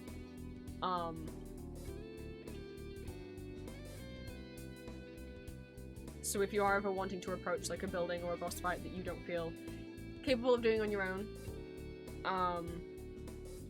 obviously you can put that word out. Obviously as well, if you're in the Discord, you can always mention, I don't have like a Toontown role, because not that like me and Julie are like the only people who play. That's not true. Green's played before and Olive has played before, but not like regularly enough for me to make a role like what we have for web fishing.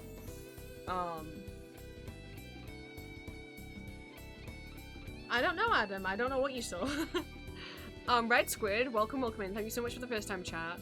I was talking about and explaining Toontown Corporate Clash, which is a fan revival game of Disney's old Toontown Online MMO that Disney killed in like 2013 or something. There's a bunch of Toontown fan projects and fan servers. Corporate Clash is my favorite. It's the one I play. I really like their they have a bunch of new original characters that they made, and I think the designs are real cool. I also really like the music. They also like did all new music. They're not using any of the music. That's the other thing with Corporate Clash, in order to avoid getting in trouble with Disney, because even though Disney killed off Toontown, they like also don't want anyone else to have Toontown, even though they don't want it anymore. So if you boot up Corporate Clash, you won't find any traces of Mickey Mouse or Minnie or Donald or Daisy or anyone. Like, in Toontown Online, those characters did wander around as NPCs, and like, the Minnie's world was called Minnie's Melodyland, but if you boot up Corporate Clash, it's called Mezzo Melodyland, and there's no Minnie in it, just to avoid them getting in trouble for using copyrighted characters. And they also remade all the music, so it has all new music that is different from what the original MMO had, but sounds very similar. And then obviously, because there's new characters and stuff, they made new music. There's new music for the new locations, but also every manager, every boss that they created has their own boss music. I really like some of the music. I just think it's neat. Although I said I'm not going to ramble about anything today, and then like one person asked about Toontown Corporate Clash, and here we are.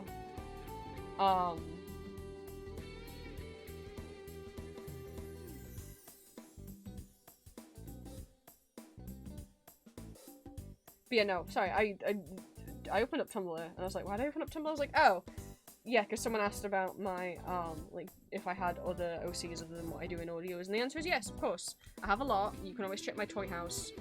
You don't have to have a Toy House account to view my Toy House page. I have a lot. I've been making OCs for a long time. Some of them I do eventually want to do audios for, but the majority of them I'm not ever going to do audios for. It's nice to have OCs that are just my little guys and not for work. There's Lance, one of my Toontown OCs. And Bongle, most people here know. Oh my god, I should make a Bongle emo. If I could, I might have to frame by frame. If I could get the actual original stupid animation that we made of him, out of World of Wonder, like get the background erased. I might just have to frame by frame erase the background.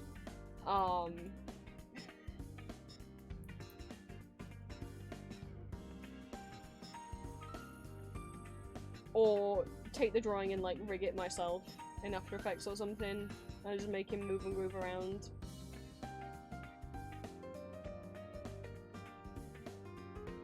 Or I guess, or just don't erase the background. I don't have to have the background erased, but I don't know how that would look as an emote.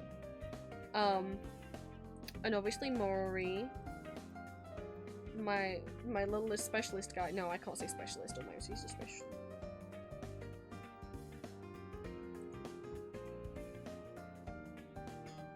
But you know, he is his stream mascot.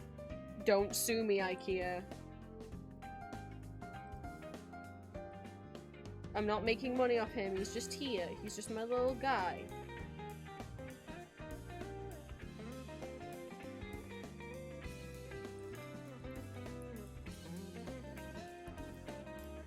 God, it's so fucking warm. It is ridiculous. Like, we've gone from, it being very clearly winter to being summer in the UK. Where did spring go? It's been, it's literally shot from, like, 7 degrees to 20 degrees. For Americans, it's like it's gone from,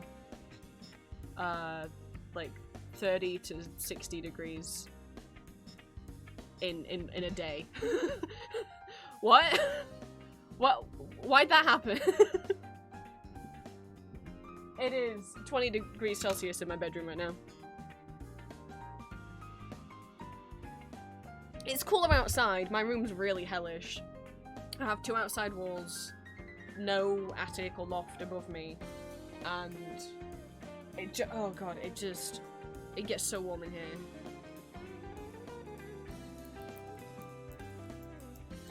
I don't know what happened.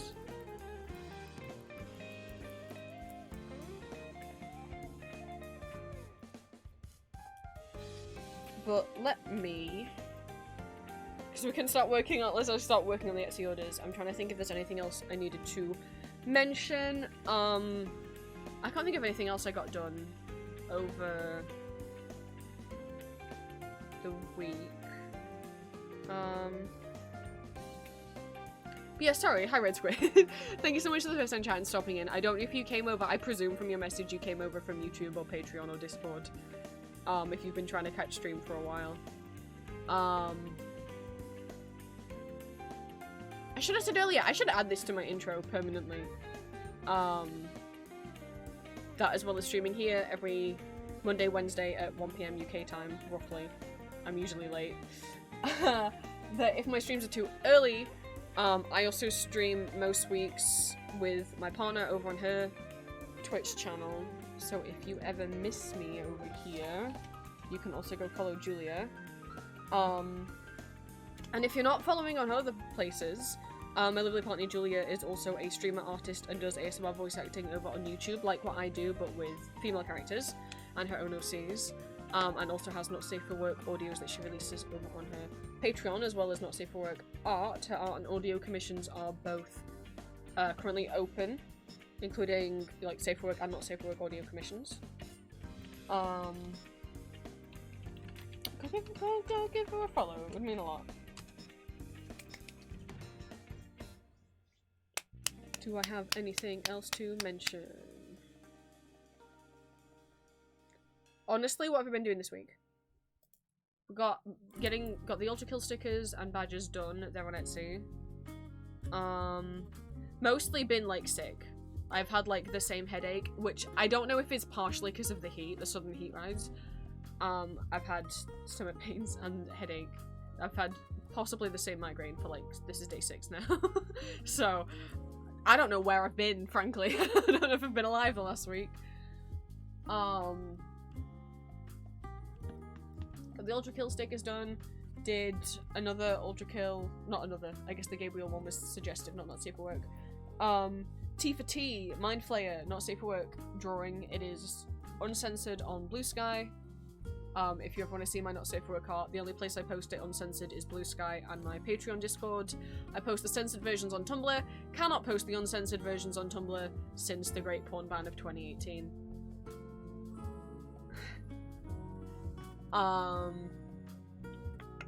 Haven't done anything on my website this week. I need to update my art gallery page. I don't think I've put any of February's art on there. I got Solus and Lancelot's ref sheets updated. And drew them, so their ref sheets on Artfight are all updated.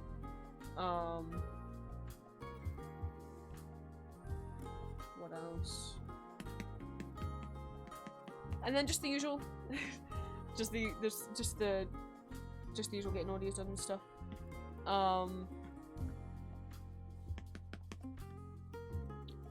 Did record the first audio for a special boy.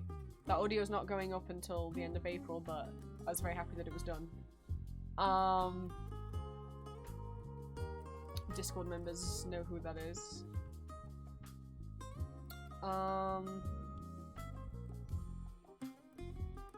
Yeah, I don't know what else. Then just like a lot of like boring organizing things and adulting and researching stuff I need to research in order to move out, which hopefully I'll be allowed to. It's looking like the stuff I want to do, like, I keep getting rejected, so I'm gonna like ring up and then just actually talk to someone and ask why and see if there's a reason maybe it keeps happening. Hopefully get some answers. But I still can't find an apartment in the area I want yet that is good. Oh my god, what are the ones I was looking at? I told Green and Aurora were on call with me in my Discord in the Silent Co-Waking channel when I was talking about this.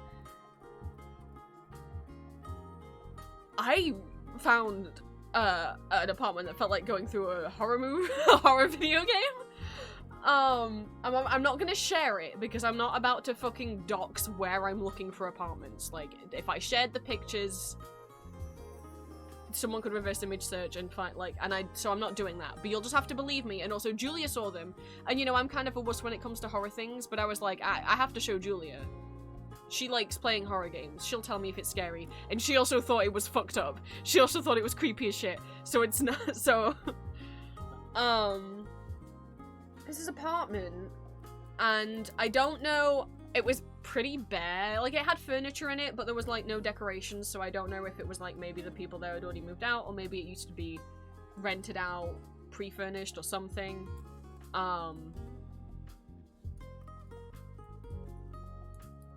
Because, like, the living room just had, like a kind of, like, a sofa and, like, a chair and a couple chairs and a table.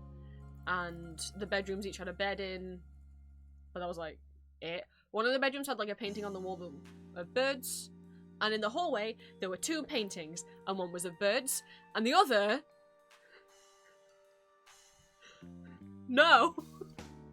was of a lady. Now, I watched, there was a video of like the estate agent realtor like walking through the apartment, and then I looked at the photos. So bear in mind, the first time I'm seeing this painting is with like motion blur, is this guy's like whipping his phone around the apartment. It's not the best quality camera, you know. And I see it and I'm like, that can't be what I think it is, because what it looks like is trigger warning, I'm going to describe body horror gore. I'm not obviously going to show the picture. I'm like, what the fuck is that? Because it looks like a creepy lady with like a hair up in a bun, and then like a crazy long neck, like a super long thin neck, to the point that and then the bottom half of her face was just like seemingly like red and like covered and I was like, and because it was like not the best quality video, I was like, is that lady like missing the bottom half of her jaw and then like there's blood coming down? Because like I can't unsee that, and she's like, it looks like her eyes are like massive and bulging, and it just looks like she's like missing. That can't be what that painting is, but it looks horrifying because there's just these massive eyes and then seemingly nothing, no face underneath the eyes, just this like kind of dark reddish brown something, and then this crazy creepy super long thin neck. And I'm like, okay, I'm just putting my hand over it. He's about to leave the hallway, it's fine. Goes into the living room kitchen, it's fine. Goes into I guess it goes into the living room and then goes into the kitchen and it's fine. And then goes into the bathroom, and like, when you walk in the bathroom, there's immediately, like, toilet and, like, a mirror, or, like, a sink or whatever. There's, like, a mirror. Julia also said layers of fear. There, immediately when you walk in through the open door of the bathroom, there's a mirror right there. And it's perfectly framed. That mirror is perfectly I was like, whatever. I'm not gonna see that painting again, it's fine. I don't know what the fuck that was, but that was weird. He opens the door to the bathroom. The painting is perfectly placed so that with the bathroom door open, it's there in the mirror, perfectly centered in the reflection of the bathroom mirror through the open door. I was like, fuck off. No. What the fuck? So I'm like, again, because I'm like, I don't like looking at horror stuff. I'm really sensitive to looking at gore and horror and body horror. It, like, really is upsetting. So I'm like, fucking Jesus, put my hand up again, like, just block that out. It's fine. Let's go in the bedroom. We go in the bedroom. Everything's fine. Obviously, he leaves the bedroom door open behind him. There's a bed. There's a window. Turn around. It's there. It's perfectly angled that you can see her. I'm calling her her. I think she's alive. Through the open door, like 3/4 of the way through the door, as if she's, like, peeking around the open bedroom door. And I'm like... Yeah, so this place is like... like, the apartment was fine, like, it was okay. But I don't think I can live in a place... I think... I don't believe in ghosts, but, like, I don't want to be in that apartment with her. I don't know why it was left up. I felt like I was going crazy. Because I think at that point, I'd watched the video and I'd seen the portrait at the beginning, and then I'd kept watching it, saw it in the bathroom mirror, and then at that point I was like, right, I'm just skipping ahead. And I managed to, like, click to the exact point of it. I was like, what do you mean? Why is she looking through the door? No. I mean, there were other reasons why I didn't love that apartment anyway, but it was like, maybe, but frankly, the bug lady's making it a big no. I know there might be... there were other reasons, but, like, that, I was like, I can't do an open house and she's there. So, that was the video. So I clicked to look through the photos, which were higher quality, and I got an actual look at what the painting is. It's not much better than what I thought.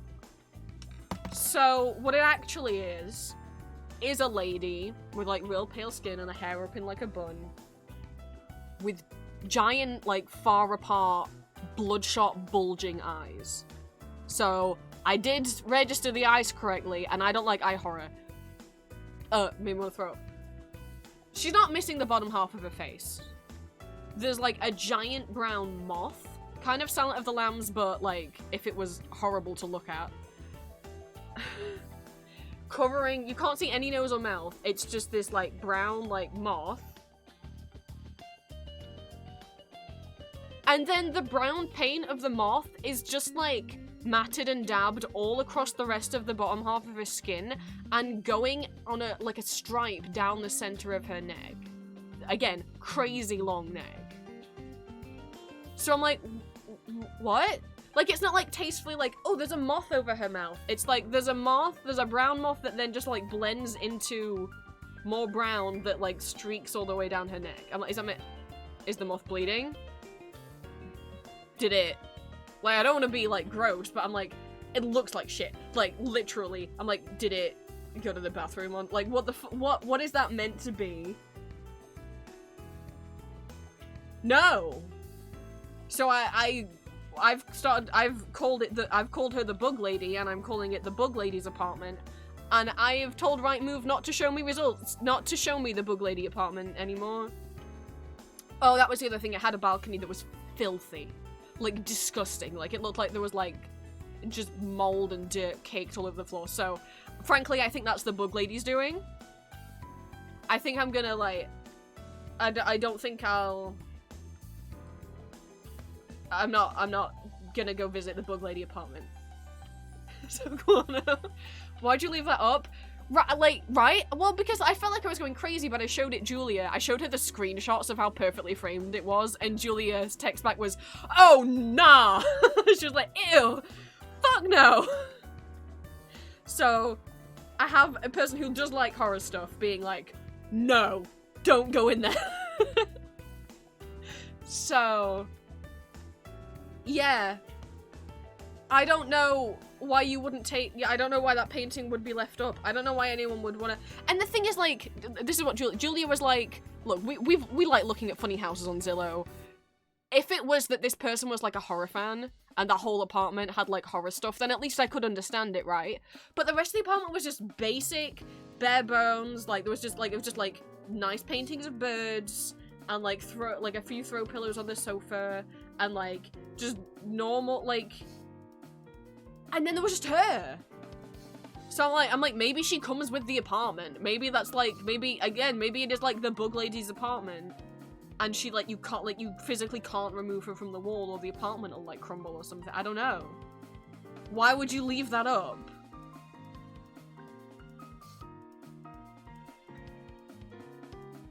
That's the worst experience. Like, and me and Julia have looked at some shit on Zillow, like houses that are actually just like full of garbage, and also houses that are just like actual like eyesores. Or like some of the stuff that like Jello Apocalypse has looked at on his Zillow streams. Like, I would rather step inside the What Happened Here bootlegger's meat shack house than the Bug Lady apartment.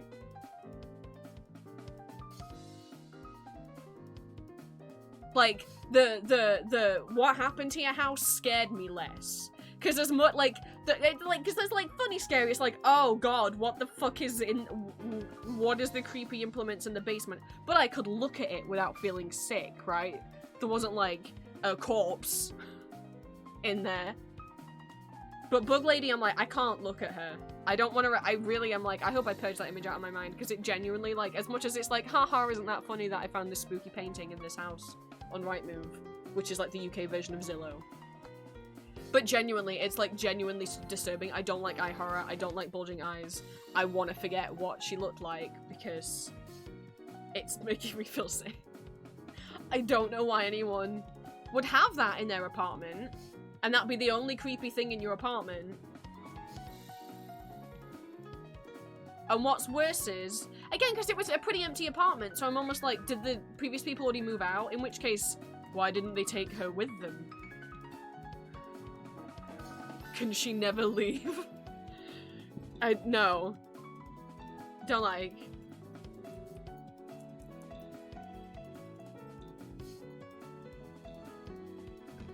Like, there was, like, no bedding on the beds, right? It was just, like, the mattress. So I'm like, did the previous people already leave? Or was this previously, like, a rented, pre-furnished apartment?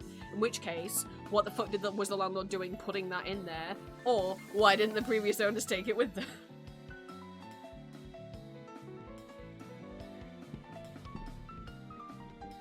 So, that's not what I expected to come across when I did adulting last night.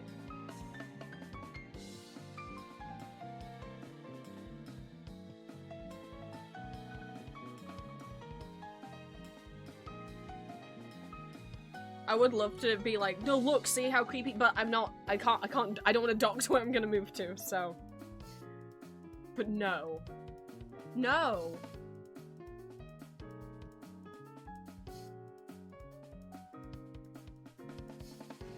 Anyway. That was what happened last night. That was my last night. Yeah, I mean, I guess, like, me not having a lot of updates for you guys isn't the worst, because it means nothing bad happened. It's just been kind of an eventful, you know. And I think also because I've just felt so out of it and felt like that the week passed by in a blur, because I've, like, had the same migraine for, like, this is day 6 of it now. So I'm like, it's Monday already? Fuck. How do we get here? I don't know. But here we are.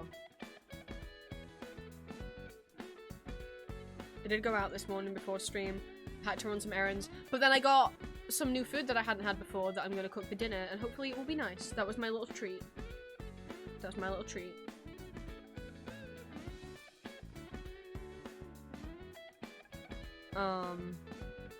So yes, Etsy stuff. We already have some Ultra Kill stuff. People already bought some. Thank you. And someone bought a full set of the Vampire Hunter D chibi stickers. I've only ever sold one of D, one of Maya, and one of Charlotte before. So now I've sold all the rest of the characters. And then we have a couple stickers already. And a couple badges already for the Ultra Kill stuff. And the first Gustarian badges.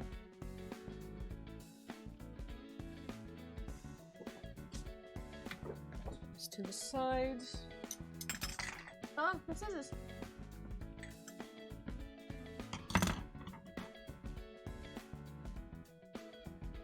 So, but actually like chill now and get work done. I'm tempted to put on Toontown music.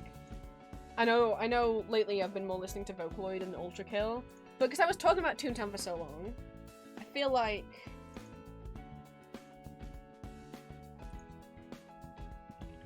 because, you know, it's a pretty small team that's in charge, that's doing this whole fan project. And again, they're doing it for free. Like, the only merch they've made is those makeshift plushies. And I can't remember with Pacesetter and Firestarter, but with Duck Shuffler, all the money went to charity. I can't remember if the other two I know a portion went, I think, to the Trevor Project. I don't know if they kept any profit from them. But obviously the game itself is free. And there's no, like, paid VIP membership or anything, like, the whole thing's free. I think maybe you can donate to support them, I hope you can. But they're such a talented team, I think.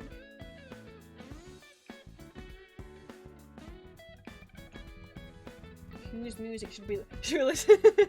I forgot. I have, Pacesetter's music, and then I also have the version that someone made where it's every time, because if you actually fight him, the music just gets faster and faster and faster and faster as he's like running on the spot faster and faster and faster.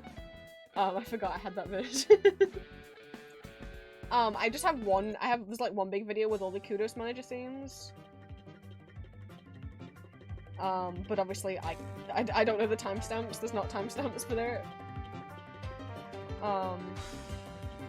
I don't know if anyone has any requests for anyone's particular theme, but I know most people here obviously don't know Corporate Clash.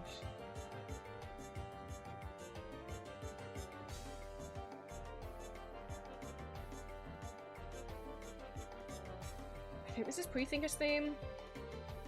I'll try and skip forward to find a fun one. I mean, they're all fun, I just like some more than others.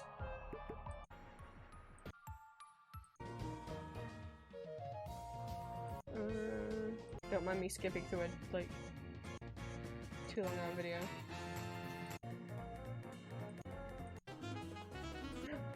I think that's Major Player.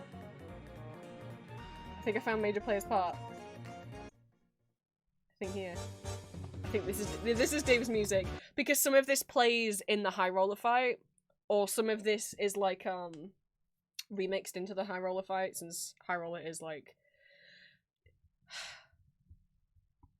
I don't know what High Roller is supposed to be. Okay, the Toontown team have officially said, like, or the in his boss fight where there's like the quiz round and it says High Roller is a fusion of Duck Shuffler and Major Player, true or false.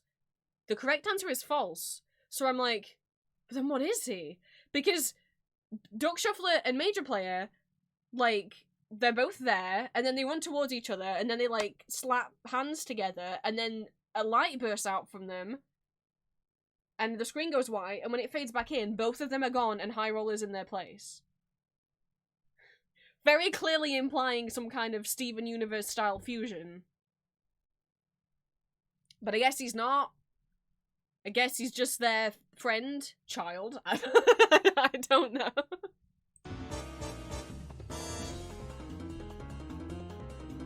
Maybe if we play Dave's theme, we can summon Plant.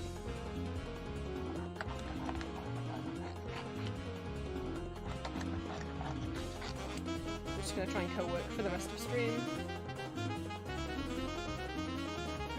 And try and not get too distracted. So if you guys have got anything you need to get done, and you want to co-work alongside, feel free.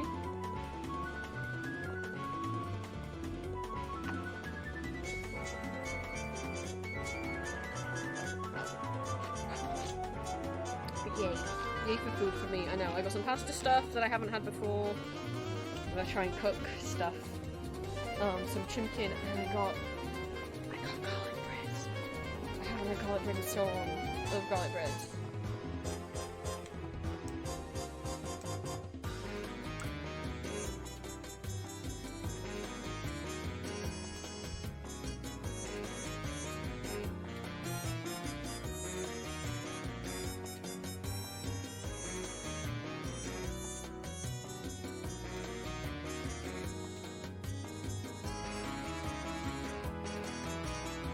Can't listen to music without thinking of Dave and Hyroller's the little dance animation they have where they're just like doing this with their hands and kind of swaying from side to side. That one. We've got like bread so much I could live off it. Oh, I know, it's a shame that a diet of only garlic bread isn't considered a balanced diet.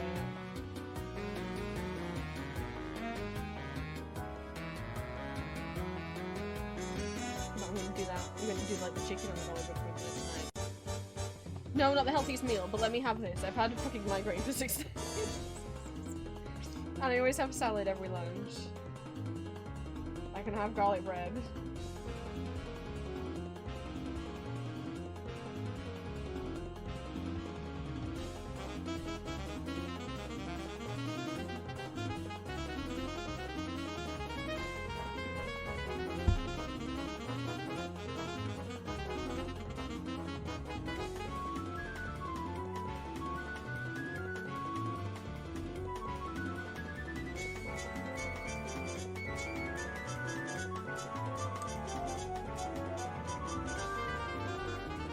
No, Elixir, it's my garlic bread.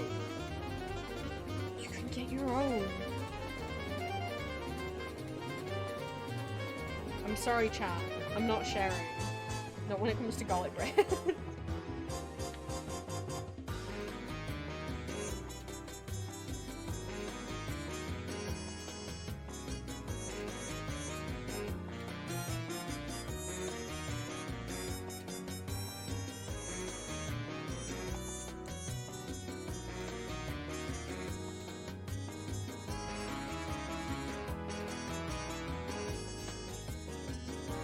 I was quite surprised because, like I said, I've said before, there's not loads of places in walking distance to me. So I was surprised that the store had stuff like that. Very pleasantly surprised.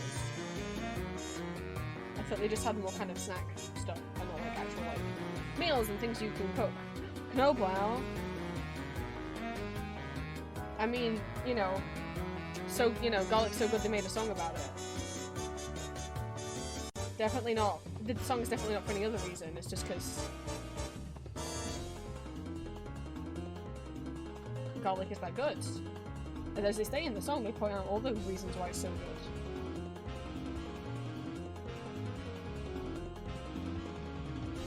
good. You'd never use it for any other reason, right, chat? You definitely wouldn't use it to try and like ward me off or anything. That would be really sad.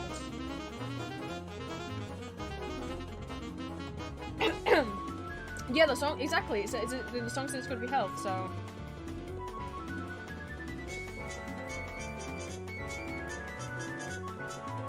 I don't think they would lie about that. Even if they lied when they said there's no castle and there's only windmills. Oh, sorry, that we've never seen a castle nor a windmill. Or that the sound of singing is just the wind and definitely not a girl. But they might lie about those things, but they wouldn't lie about garlic being the best, right? And having all those uses. The queen just heard the word Knoblauch. Yeah, I said I got garlic bread. So, it made people think about Knoblauch. Which is the German word for garlic, by the way. What castle? Yeah, I'm Schloss.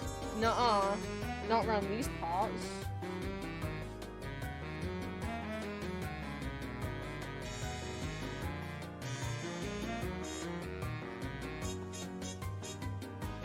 I don't see a Schloss.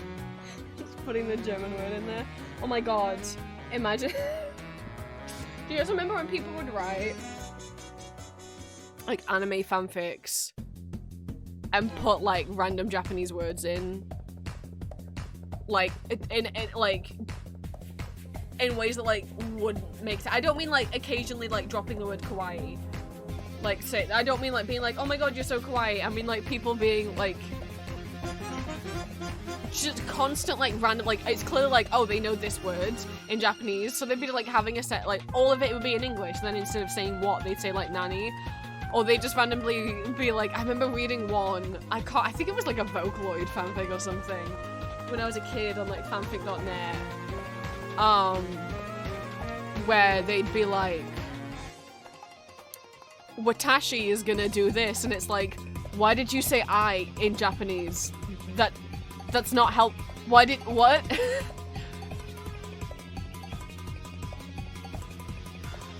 But the reason I'm thinking about that is because, I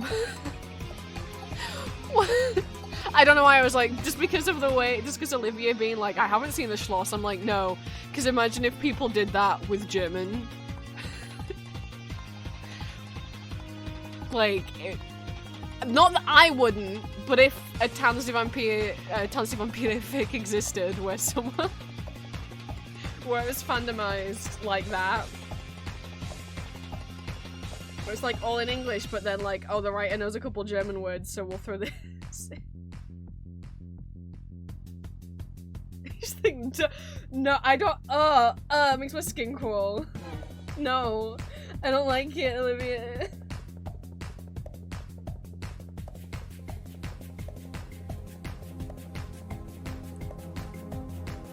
But it's like a weird thing, right? Like, people only ever did that with Japanese, obviously, just because it was anime that got, you know, getting so big. But it's like, guys, it doesn't make it sound more realistic that you put random things in Japanese. Either do the whole thing in English or make the whole thing in Japanese. Like, it's fine. Like, when people watch, like, the English dub of, like, Sailor Moon, right, which is clearly set in Japan, people can understand that it's still in Japan even though they're speaking English. Like Castlevania Nocturne. Castlevania is set in Romania. I can understand that in their real world they're probably speaking Romanian and not English. But we can suspend that. Right.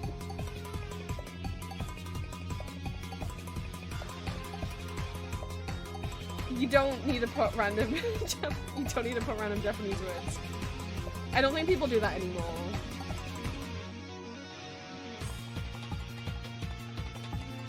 Are you trying to learn German with that? Aww.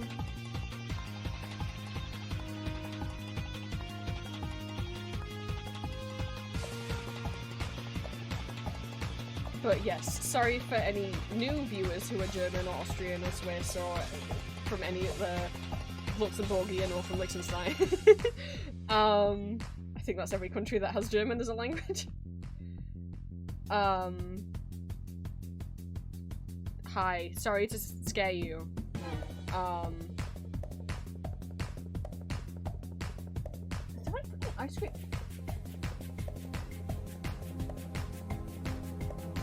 I'm sorry, is that an ice cream man or something? But there's like something playing Teddy Bear's Picnic outside. Sorry, what was I saying? that really tripped me up. I've got my window open. Sorry if you guys heard that, or I guess not, sorry. Anyway.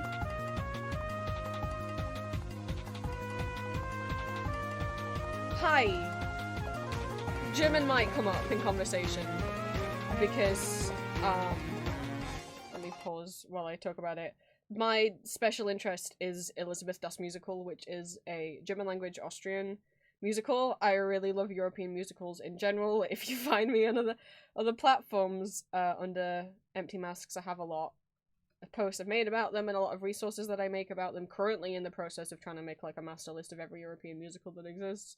Or non-English language musicals in general. I like musicals, but I also am quite passionate about people giving ones that aren't in English a chance, because there's plenty of musical theatre out there that's not in English, that is not as popular simply because it's not in English. And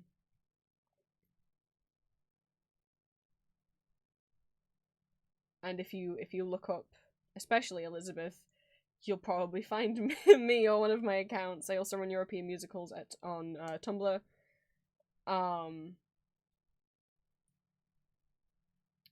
It's my special interest. It'll come up. You gotta let me have this. So if German stuff comes up in stream, that's why, or on my socials, that's why. In like during lockdown, like at the beginning of 2020, I had either like changed my profile picture or something to something from Six the Musical, and I have a friend who's German and saw and was like, "Oh wow, you're into musicals?" And I was like, "Yeah." And they were like, "Have you ever watched any German ones?" And I was like, "No." And they was like, "Oh my god, so you've never seen Mozart as a Twink, the musical?" And I was like, "I have not, and now I need to." And so they showed me Mozart Das Musical. And then we watched Elizabeth and Rebecca and Tanz die Vampire. And I've never been the same. So while I'm not in the process of learning German, I know odd words and phrases and songs, and I can read German as in I know how to pronounce it. I don't know how to translate what I'm reading, but I can read it. And even though, like, as someone who's not learning a language, I'm probably not, I don't know that I have the best advice to give on learning, but I've definitely heard from other people watch things in other languages, especially like music. Watching hearing music in other languages is just, for some reason, like, the brain is much better at remembering songs than remembering just like a paragraph of text. So even though I've not been intentionally learning German, 5 years of constantly watching German musicals with English subtitles will put something in your brain. Oops, yeah, Green might be learning German because I showed him German musicals. Yeah, no. Adam? Were you here when we were talking about Schläger on stream?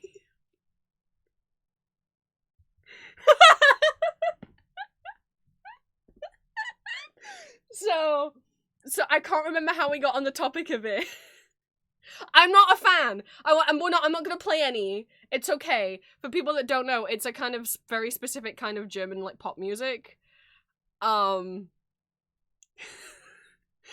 Adam wasn't here for us shitting on Helene Fisher. I don't know what stream it was. But someone brought it up in chat, and I was like, "Oh, I know what that is." And the reason I know what it is because I'm aware of Helene Fisher, and chat was like, "No."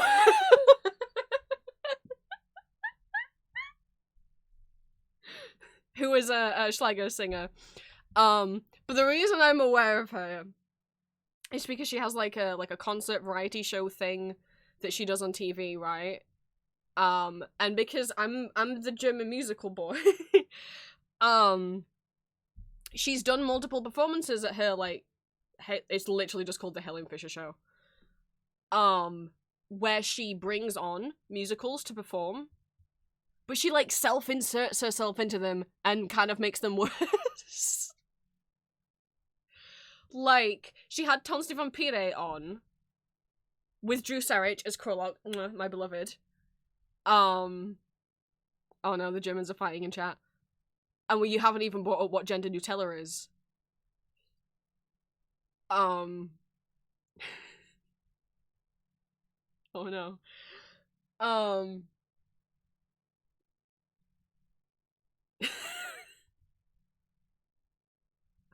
What have I done?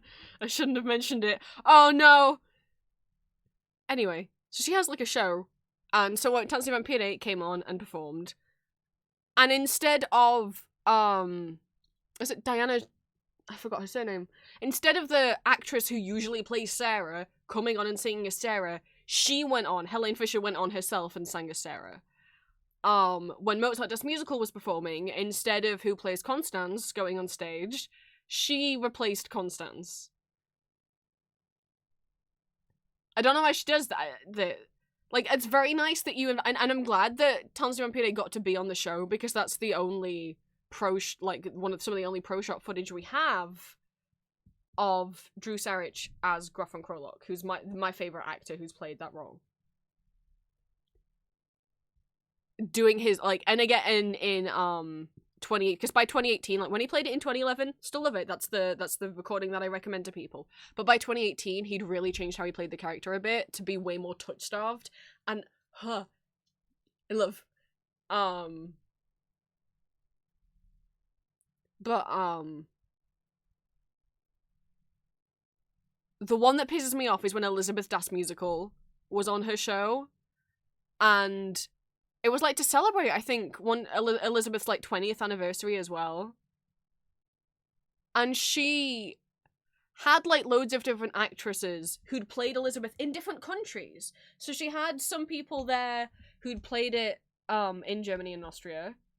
Like I think Anna Mike was there, or Roberta Valentini, I don't remember.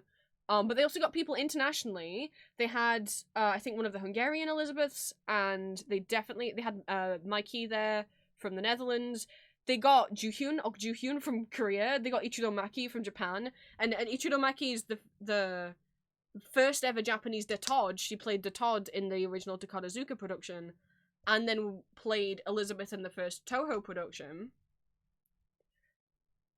And it's like, they're all in different outfits from the show with these picture frames around them, and it's like putting a spotlight out of each of them, and there's one left in the middle, and you think, oh my god, that's gotta be Pia Dowis, right? That's who they've left till the end. The one that they've left till the end is gonna be Pia. She's the original Elizabeth from the original 1992 Vienna production. No, it's Helene Fisher. Now, I don't know if Pia just couldn't be there, but regardless, building this thing up to be like, look at all these great actresses who've played this amazing musical theatre role that has a lot of vocal demand, and where you have to play the character from being 16 to being like 60.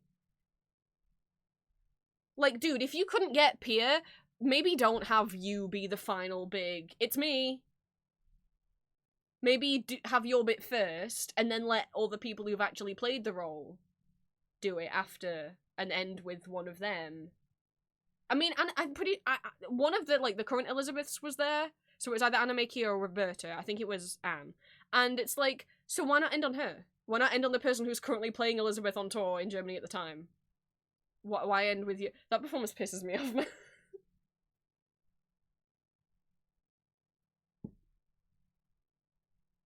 So don't worry. People, we've had chats, we've derailed to complaining about Helene Fisher on stream, so it's all good. We're going to watch Elizabeth, she likes it, and now watching the Japanese one. Ooh. But yeah, if you guys want, hang on, because someone asked. Let me find my playlist of, I have a playlist on YouTube of, man, I should really, like, have a link pinned for this. I have a playlist on YouTube of musicals that aren't in English, but that have English subtitles, so it's a mix of, like, German, French, Hungarian, Russian, there might be some Korean and Japanese. There's not many Takarazuka videos on YouTube because they get copyright claimed, like, immediately. Let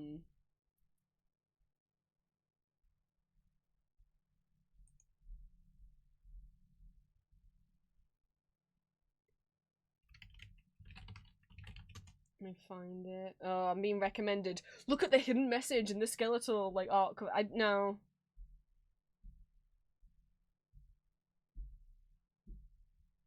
No.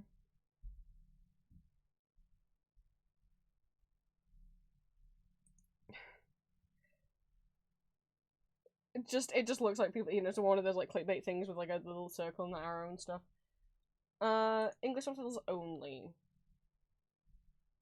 Obviously, if you don't like musicals, maybe this isn't the place to watch. But, it's how I picked up German. Not that I speak fluently or anything, but... If you want things to watch that are in German and that have English subtitles, there's a bunch in that playlist. It starts with my personal favourite production of Elizabeth Das Musical, which is the original 1992 Vienna production, with Pia Dowis as Elizabeth and Uwe Kruger as de Todd. And after that has my personal favourite production of Tanz die Vampire, from Berlin 2011. I mean, I would be tempted to put, like, the 2018 one up there if I had a full 2018 bootleg with Drew. But alas, I do not.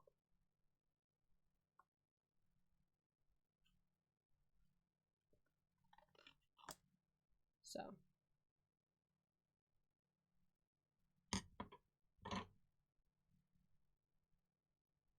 Alas. I always feel weird, like, when, German speaking, like, people find me, or, like, pop into stream and find out more about me than just, like, my audios, and then I have to reveal, like, I'm sorry, I'm a dork for something from your country, please don't think I'm weird. You don't choose your special interest chooses you. So... But then, I feel like, if you're German, you should have already guessed, based on my username.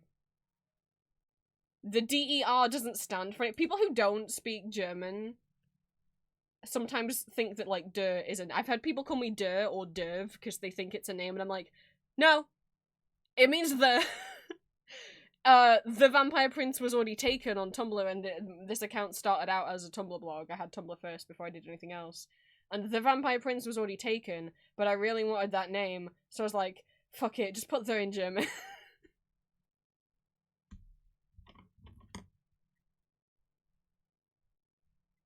So that's why it's der, is literally because the Vampire Prince was already taken as a username, and I didn't want to come up with a different idea.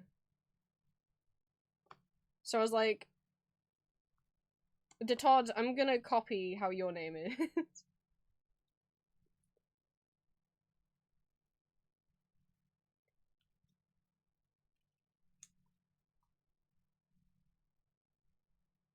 But yeah, it kind of backfired when people think, like, it's a name, and I'm like, oh, no. No, it's not. The longest time I didn't like musicals, turns out I just prefer non-English ones. Wow. I mean, there's definitely, like, even within English musicals, there's a bunch of different types of musicals, you know? And different genres of music. Like, not all musicals have to be, like, big jazz numbers. There's rock operas, there's pop operas.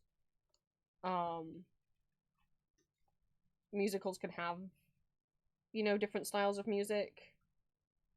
Like, listening to something like, Hadestown versus Heathers versus American Idiot versus, like, Chicago versus Phantom of the Opera. Like, it's all very different styles of music. Musicals don't have to be just one thing. Green Day mentioned. Yes, Green Day. I was just trying to think of musicals that have obviously very different genres of music. People didn't know American Idiot was a Broadway show. They they made it into a musical.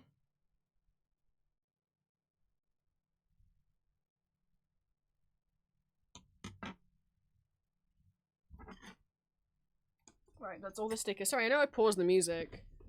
My brain's like, maybe you could play Elizabeth.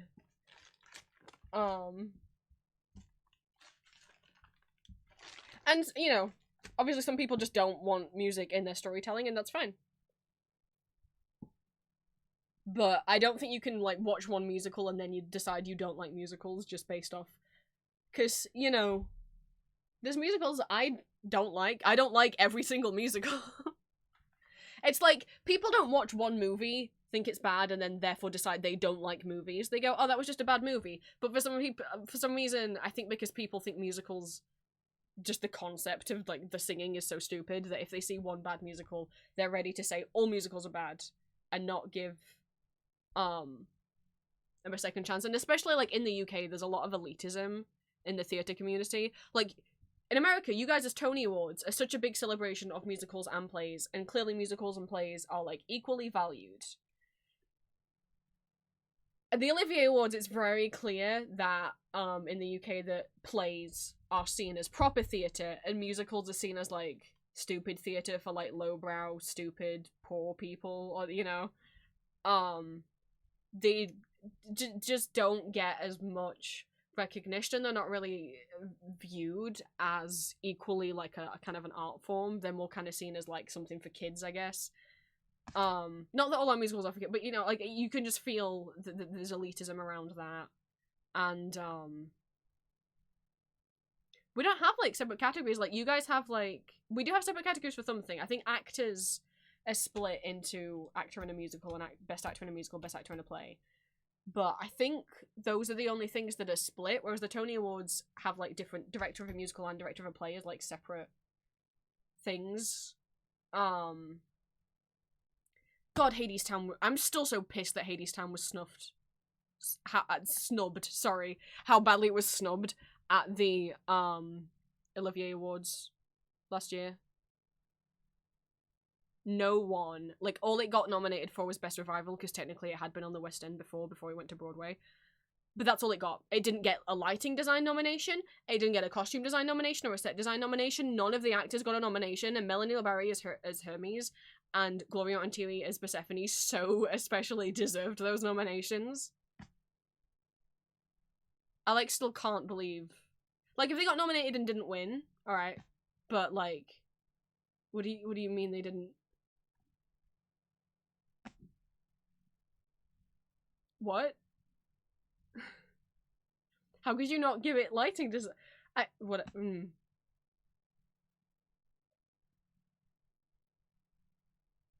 Still, like, so annoying. I'm still so pissed about that.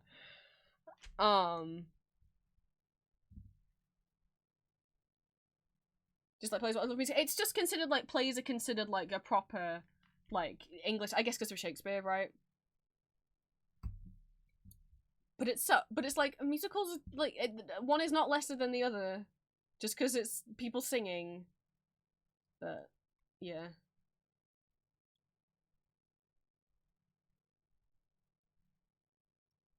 Oh, I'm sorry you guys don't have any. See, I didn't have any friends who were into my special interests, but that I just rant about them on stream, and then you guys are subjected to them, or with musicals, I can like play them in Discord and be like, hey, hey, anyone in Discord, I'm watching a musical right now if you want to come and join, and then I infect them. Or I make audios for like characters from Castlevania, and then people are like, oh, I guess I gotta watch Castlevania now. Or I guess I gotta listen to Ghost. I mean, I don't consider Ghost a special interest, but... You know, you just... That's not why I make audios of the things I like. Oh my god, speaking of, I didn't say what audios are coming this week. Oops. If you are new to stream, I always say what characters are coming out this week on stream. Not the scenario, but you'll get to know what character it is, and that reminded me, because I was thinking about special interests and hyperfixations, that it's time for someone to shine tonight from my newest and current hyperfixation. Where is he? It's someone's time today. Someone's time to shine today. And I'm really scared. No, I know. I only recorded it recently. I moved a different audio backwards to shove this one more forwards so that it came out while I was still hyperfixated on it. I'm nervous. So tonight is Gabriel from Ultra Kill, and I'm really nervous because the Ultra Kill fandom is very memey. They love making memes. They love making jokes and japes. And the only Ultra Kill ASMR that exists is like meme stuff. Is like it's like Gabriel gets hit by a car ASMR or something. Like, none of them is serious. And I'm a little worried with making this audio that the fandom's gonna make fun of me. Like, even if they don't mean it in a nasty way, that they're gonna make fun of me. That there's gonna be like loads of jokes about like, oh my god, someone made, like, I just don't want to get bullied. Like, it's not a joke video, it is a serious attempt at Gabriel doing, but at the same time, there's obviously people that like him. There's like, there's ex-reader fanfics and stuff, you know, so I hope, I'm really worried that, like, people are gonna see it, think it's a joke video, and then leave comments making fun of it, and making fun of me for making it, because the fandom is so heavily, like, all about memes. And not like nasty memes, but I'm just worried that people will see it and just assume it's a joke video. And then maybe leave a comment before they realize that it's not. And even if they realize it's not, still make fun of it anyway. Even if they don't mean it in a mean way. I don't like being made fun of. Like, I don't know. I don't really think you should make fun of strangers without knowing their boundaries on such things. Like, if you're friends with someone and you know it's cool, then it's fine. But, you know, I don't know. Maybe that's just the tism. But I feel I'm not. Like, I wanted to be excited about posting it, but ultimately I'm actually kind of terrified. Normally I'm not like that when I approach new fandoms, because I'm just like, whatever. But this one I'm like, they're so... like... such jokesters that I'm just... and, like, there's so much not serious content out there for Ultra that I'm just like, I'm scared. Being like, here's an honest thing. I don't know. But that's tonight. Wednesday, next part of the 5-part series that is Ambrose and Arden's backstory audios. So this is part 3. Two more parts left before it's concluded.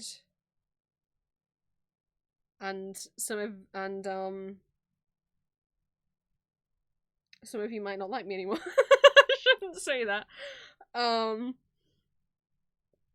then on Saturday, first not safe for work audio of the week, and of the month. Saturday, first not safe for work audio of the month, and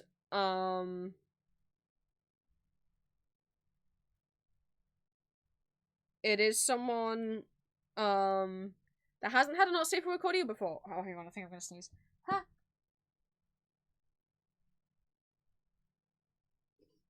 I held it in. It is someone who hasn't had a not safe for work audio before.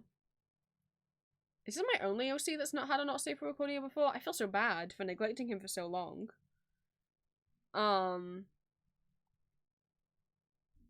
Other than Johan, obviously, but Johan only just got here. He's got time. Oh no, because someone else doesn't either. Let's just say Apple will be very happy this weekend. And for those who aren't in the Discord and therefore that hint is not helpful for you, it's Orpheus time on Saturday. I know I haven't voiced him in a while. It's just been from lack of requests or for him, or more requests for other characters, like other characters being more popular. But it was about dang time.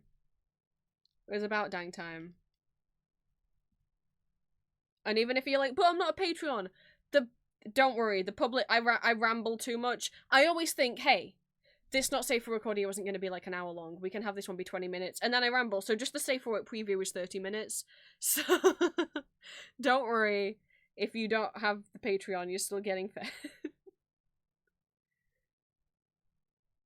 I went a little bit over. Oops. The full one is like an hour, I think. Maybe more. Oopsie. I get carried away.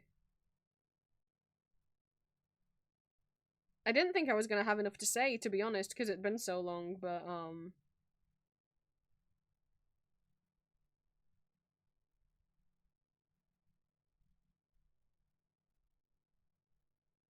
yeah, it's over an hour. Well...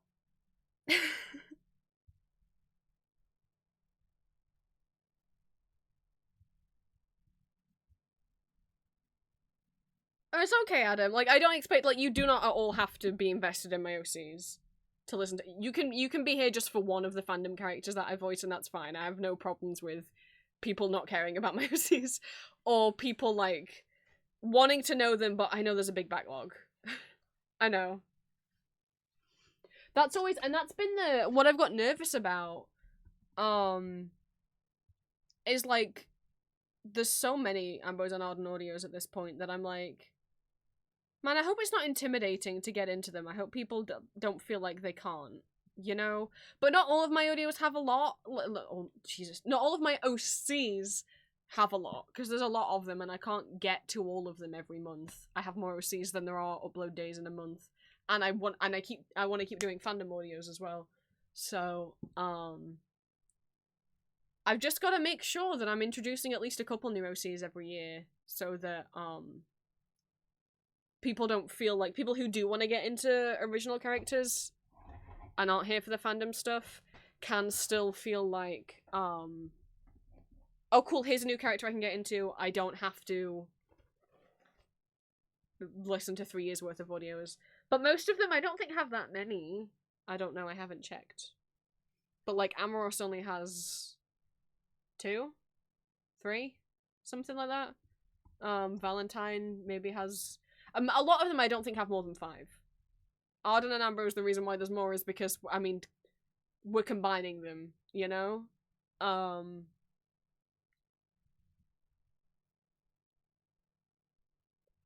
But even individually, well, they were here first. They were here first, and they get more requests than everyone else, and obviously the numbers get inflated because there's audios where both of them are in there together. So...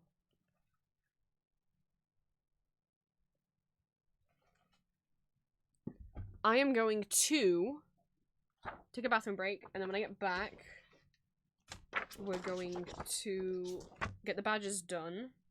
And I'll actually put music back on, sorry. I couldn't hear my own thoughts over the Toontown music.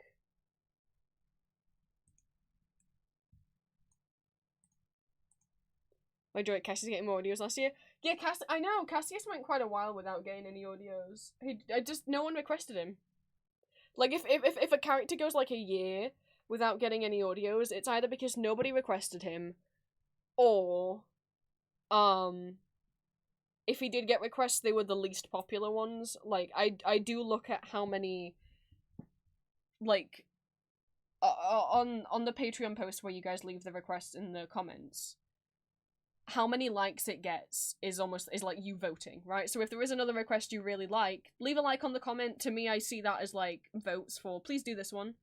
Also obviously you can reply to it as well. So it's a combination of which ones I'm like, ooh, that one would be really fun, I want to record that. Then even if it's got 1 like, then I'm doing that one as to be self-indulgent.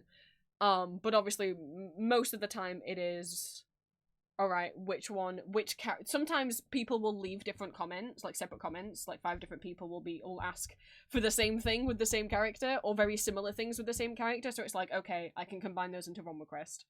So if the same character gets requested a bunch of times in 1 month, even if it's different scenarios, I will sometimes find ways to combine them into the same thing.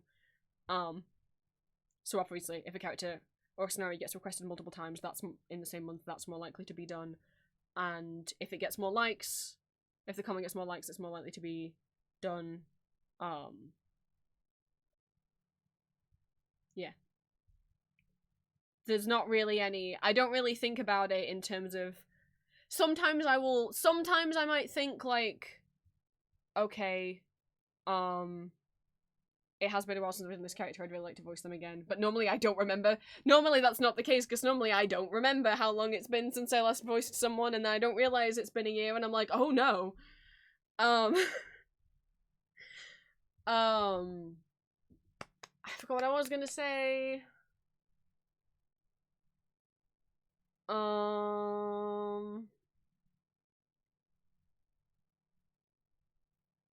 Yeah, I do not remember how long it's been since I last voiced a character. Like, if it's been more than a month, I won't remember when I last did them. I'll think it was a lot sooner than it was. But I will sometimes think like, okay, sometimes I'll be like, we got a not safe for work character, a not safe for work audio of this character last month, so I'm not gonna do another one this month because I'd rather someone else get a chance than do someone back to back. Because there's so many different characters that I voice, and a lot of, like, different people have different favorite characters, and I would like to try and get to as many of them as possible eventually, you know? But that doesn't mean that just because someone got a not safe for work audio recently, they won't get one again soon. It just means often it won't be Come on, get up. back-to-back February and March. And I try not voice the same character more than once in the same month. Apart from at the moment, I have been doing Victor 2 times a month recently because season 2 came out. I gotta get I got you know, most people hate Victor. I really want, in terms of like what characters get the most views on YouTube fandom wise, obviously Victor, but also Loki. But I don't get many requests for Loki. Maybe I'll have to make my own up. And also, there's the possibility, again, no one requested Gabriel from Ultra Kill. There is also the possibility that I will get into a new fandom, or I will have an idea, and I'm like, I'm doing this. No one requested this. No, you know, and obviously when I introduce a new OC, no one requested that either. Like, sometimes there will be audios that I just make because I want to make them, or a new OC, or something. Thank you for the stretch. I'm gonna go do it while I went to the bathroom. I said I was gonna run to the bathroom. I'll be right back.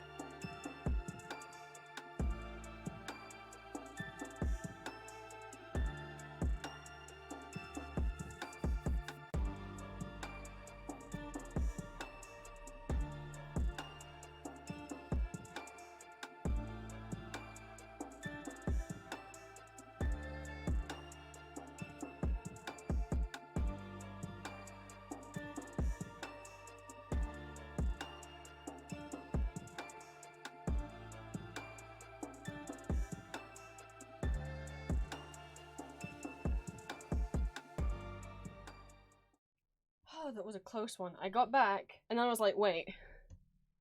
How can I make the badges? I didn't go and get the badge parts out of the box downstairs. So. But now I have. So. We can finish work.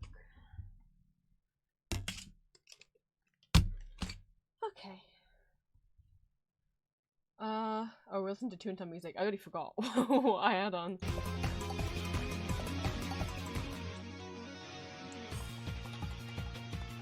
Unless people would, I was gonna say unless people would rather Switch, but it's like, I'm not gonna be streaming for much longer. Could try and find where... Oh, there's Graham's silly music. Okay. Or I put Ultra Kill on for a tiny bit.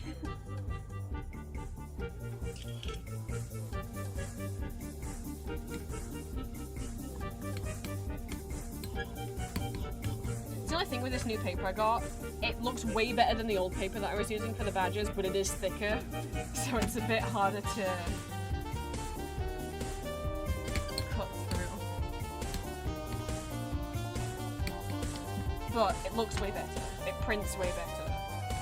The old one looks so faded. Press down, so it doesn't really make the nice swish swish noise anymore. Because I really have to put a lot of pressure on it.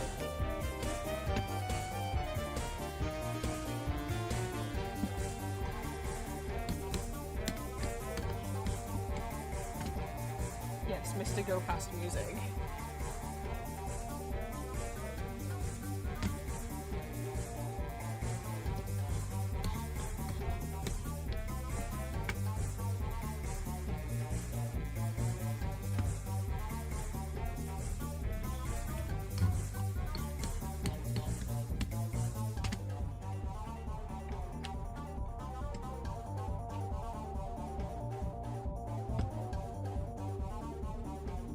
Same circle cutter.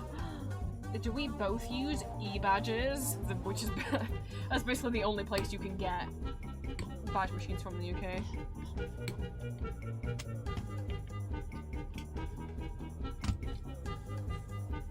See, this is the only other problem with me doing the custom badges, is if I do ever get a Comic-Con table again, what badges can I bring? I don't have pre-made designs. All of it's customizable.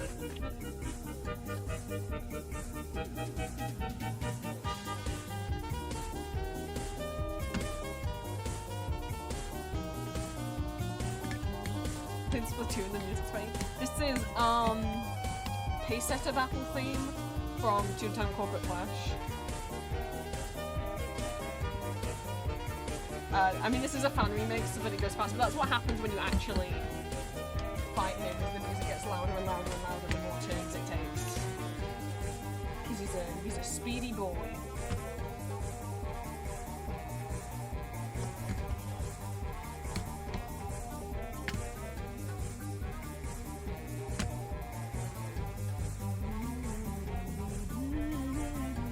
I didn't play the litigation team music.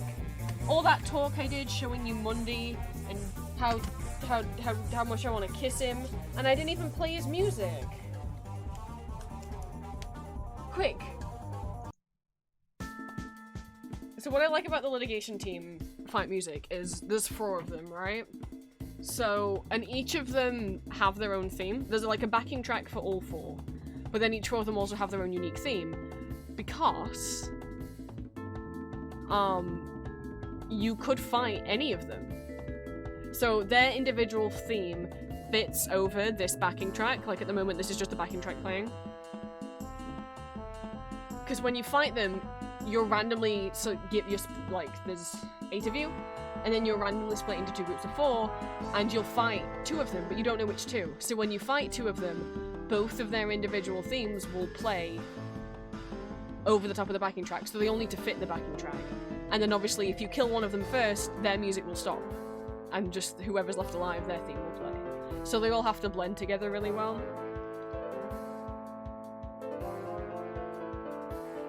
I personally, I mean, Mundy's my favourite, but I don't necessarily think his theme is the best. I think the stenographer... Well, I like all 3 of them. Okay. There's 4 of them. Stenographer, Litigator, and Scapegoat. I think all of their themes are really cool. I feel really bad that I forget the 4th guy's name, but also his theme's the most boring of all 4 of them.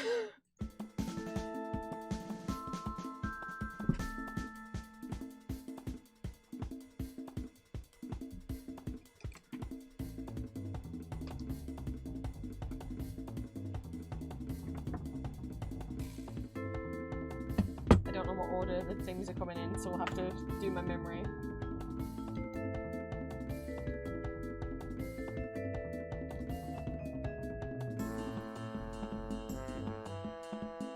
Unless we're still on the backing track right now, I don't remember.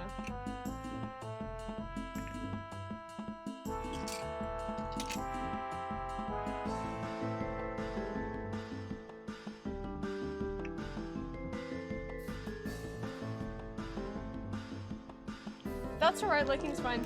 I won't be going for much longer anyway.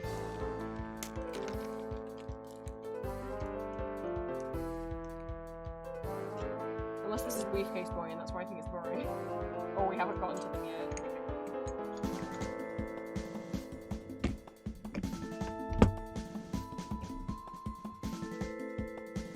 Nice ski wheel badge.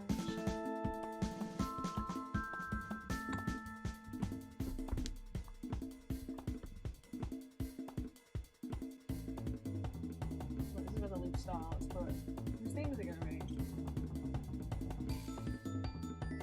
This is Stenographer. Which I think is really cool. It's really fast. Which I think fits it being the Stenographer's theme, because obviously the Stenographer will be typing really fast. I think this is Stenographer's anyway. Oh no. Whereas if it was Mondays and I forgot. But I don't think it is. I'm pretty sure I remember the Stenographer's being fast.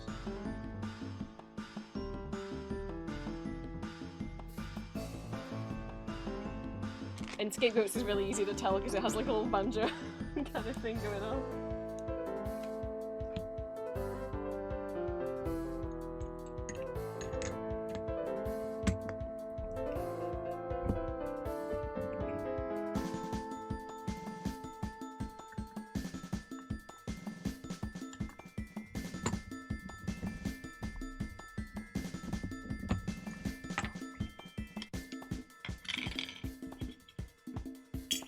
I'm looping again.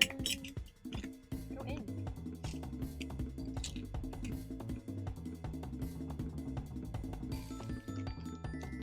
Oh, he's just repeating it.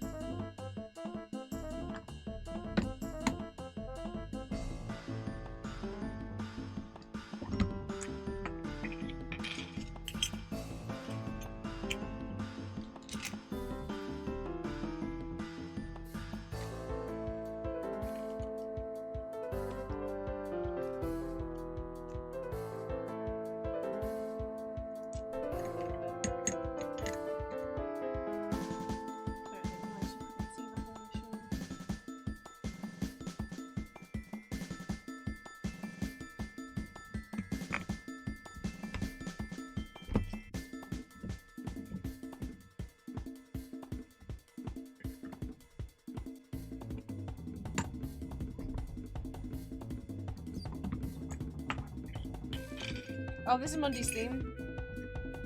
This is Litigator. This is my big alligator robot.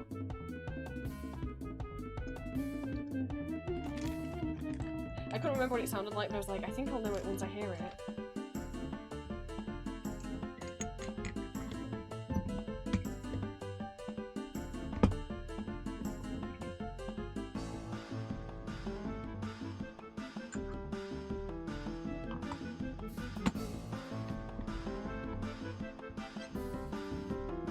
A game save on 2021 plus one to override it. No, that was me with Undertale. When I played Undertale on stream a couple years ago, it meant I had to get rid of my save file from 2015. I was like, no, I can't. Flowey's gonna tell me off. but I really wanted to play it again, and it only has one save slot, so...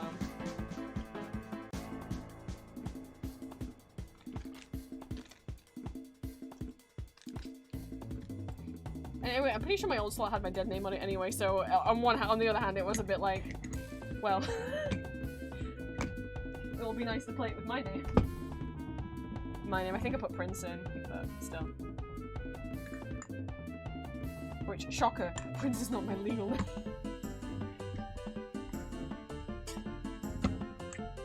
It's just what I prefer being called online, especially by, like, strangers. But, like, my actual name's not a fucking secret, it's on, like, my Empty Masks profiles, and Julia accidentally calls it me all the time on stream. It's not some massive secret.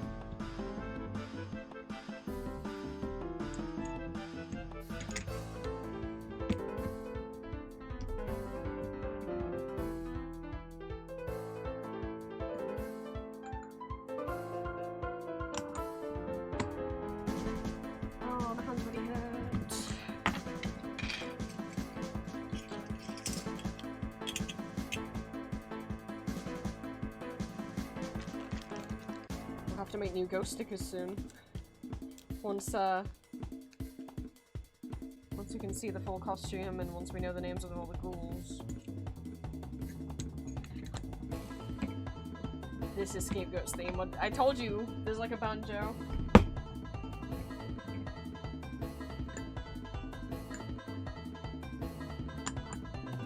Not that they're necessarily new ghouls, but we don't know yet. Which members of the band are still there, and which ones have left. I know some people were trying to say who is who, and some people say, well, Cumulus can't be there because there isn't one that looks like her body, and I'm like, 2, 1. She could have lost weight, like, you don't know for sure, but some people were policing the ghoul bodies way too much. Like, being like, well, obviously we have this many ghoulettes, like, it just, I get, we're trying to, like, maybe it's fun to work out, like, who could be there, but, like, I don't think it's that the top hats are ghouls and the non-headdresses are ghoulettes, because that would be a lot of ghoulettes. But then some people were really trying to work out which ones were ghoulettes based on their body. Like, do you guys not realize, for a fandom that's very trans-inclusive, do you not realize that's like what trans medicalists fucking do? Or like what they call, no, trans investigators, that's what they're called. Please don't. I don't love, like, and is it likely that one of the new ghouls is going to be trans? Maybe not, but like, maybe let's not try and work out which ones are ghouls and which ones are ghoulettes based on how big their hips are and whether you think they look like they have boobs or not, because like, Ghost fandom, you've accidentally slipped into transphobia. That was just pissing me off. I was like, I don't think you guys realize what you're doing. But you accidentally are doing a bad thing here. I get you just want to know if your faves are still in the band. But like... be careful.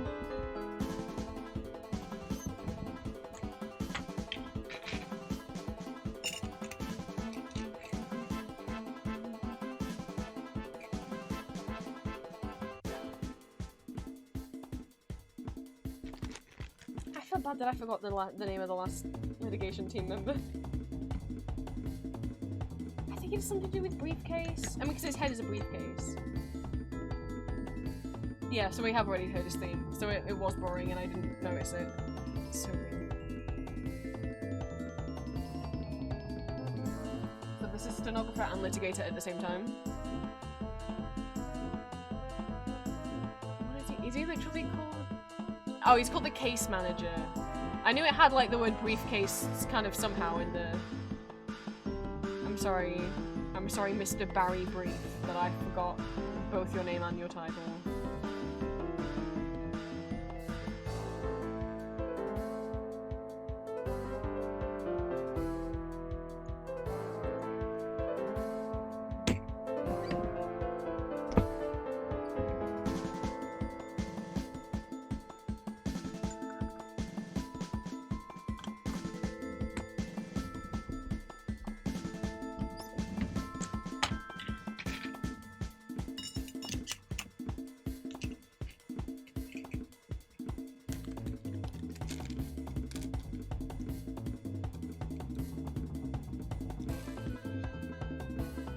this is litigator and scapegoat at the same time.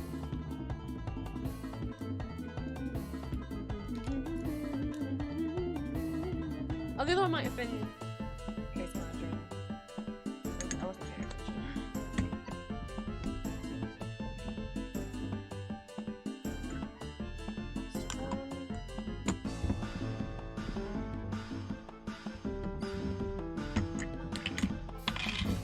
I need to check what keychains I want to get.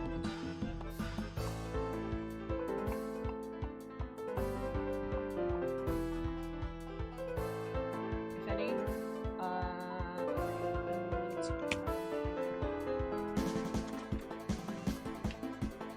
One each of the pins, and that's the Jace pins sold out now.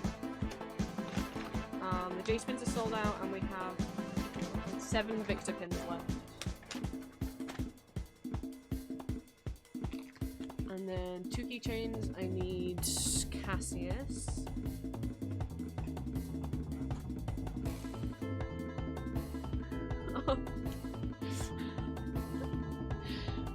I want to put, before I show this, they're not broken, they're fine, like they're not going to be permanently like this. There's been a bit of an incident.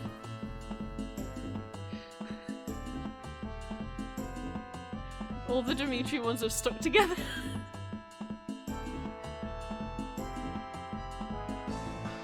Hey Ashley, would you like a Dimitri keychain? Apparently this is what you do.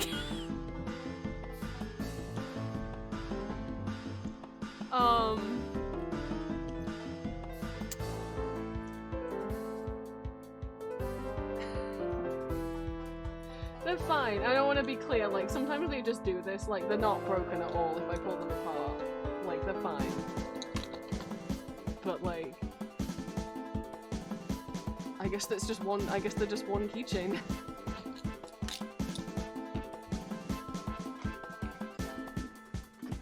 Anyway, you're not, well, who I was looking for. So, there he is.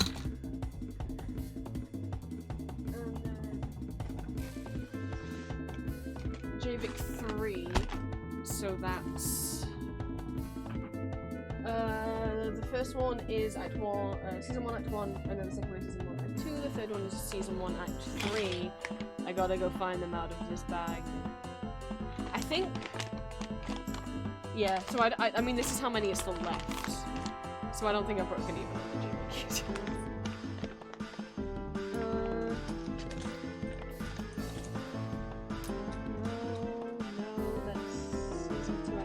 Season 2 Act 3. Season 1 Act 3, I'm sorry. Season 1 Act 3.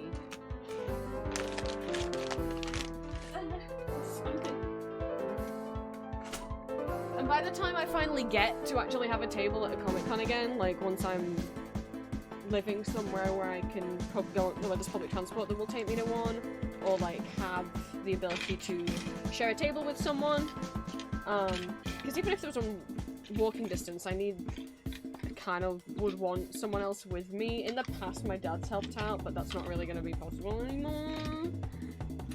Especially not after I move. Not that I need the help, it's just more like, I don't like having to ask a random stranger on the stall next door if they can watch my stall to make sure no one steals anything while I go pee, you know? I'd rather just have a buddy. But by the time I finally get to have a table, Arcane's not going to be as popular anymore. That's all the orders for this week. All done. The sun has set. The light has gone. You can turn off the webcam.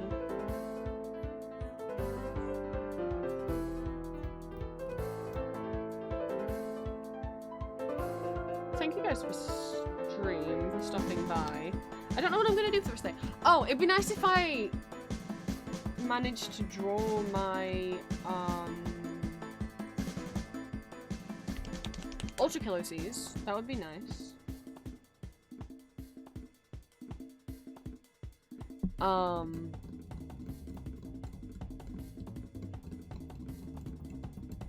Oh, sorry, Virgil. Hi.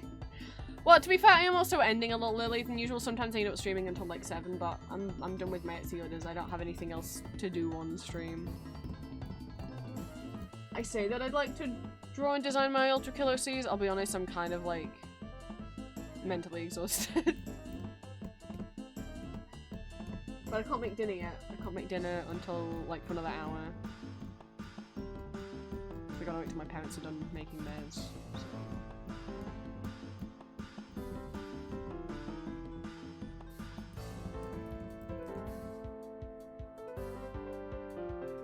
Maybe just keep organizing. I'm still working on organizing all the files on my web graphics, like website decorations stuff, stamps, blinkies, buttons, etc.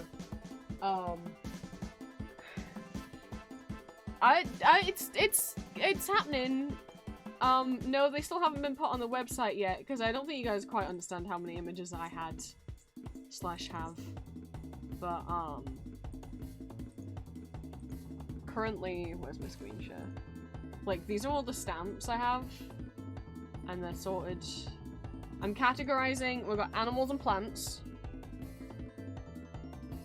and then like creatures and monsters. So like cryptids, and also like vampires, werewolves, that kind of thing. Fandoms, food, hobbies and interests. So like, if there's like art-related stamps or like fanfic-related stamps. LGBT stuff, neurodiversities and disabilities, web and tech, as in like a lot of stuff that is specifically like stamps for Neocities, or like that are specifically about coding and stuff like that. And then miscellaneous, which is just for everything else that doesn't really fit into any of the other categories, and I've grouped those by colour, which is pretty satisfying when you scroll through the folder and you see all of the ones of the same colour together. As well as Zodiac, and then age regression stuff. But yeah, the miscellaneous is mostly by colour. It is satisfying scrolling through like the LGBT one as well, and seeing all the flags grouped together. I just used to, like, whenever I would find any kind of web graphics, whether they're for like decorating, obviously a lot, like, stamps come from DeviantArt, from decorating DeviantArt pages and journals, but a lot of people now still use them to decorate their own websites, Neocities, toy house pages, art fight pages, cards, straw pages, rentries, that I never renamed any of them. Even though normally I'm real good at organizing. You guys, I've shown my Castlevania image folder, but with these I was just like, nah, I'd save them. But then, whenever I was like, oh, I wonder if I have any stamps of like this particular show, it would be hard to find. Or like when Green was like, I was like, you guys can ask me if I've got web graphics of any particular characters or fandoms or flags or whatever. And Green's like, have you got any dinosaurs? I'm like, oh, I'll go check. And I was like, why did I never name them? Why have I never grouped them? But now dinosaurs are all in the same category. They're in animals, they're under prehistoric, because I'm not gonna label them all dinosaurs because, like, Green taught me that plesiosaurs aren't dinosaurs, but I don't want to make a separate category just for plesiosaurs or for things that look like dinosaurs but aren't dinosaurs. So that it's just called prehistoric, and they're all going in there, and then that way I can't accidentally label something a dinosaur that's not a dinosaur.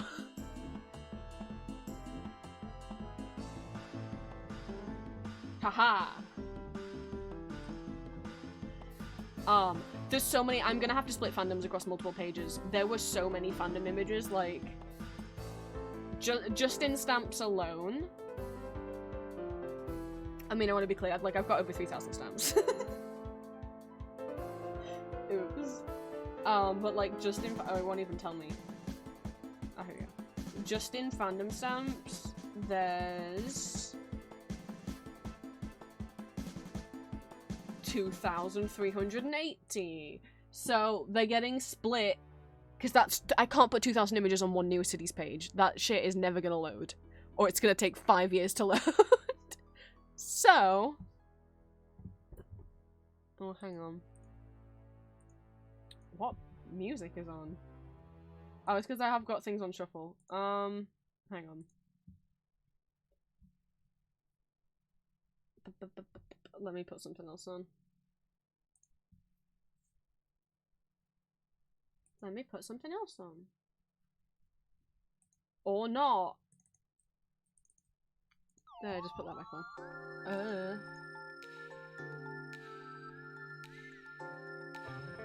Yes, I can't have 2.3k images loading on one page.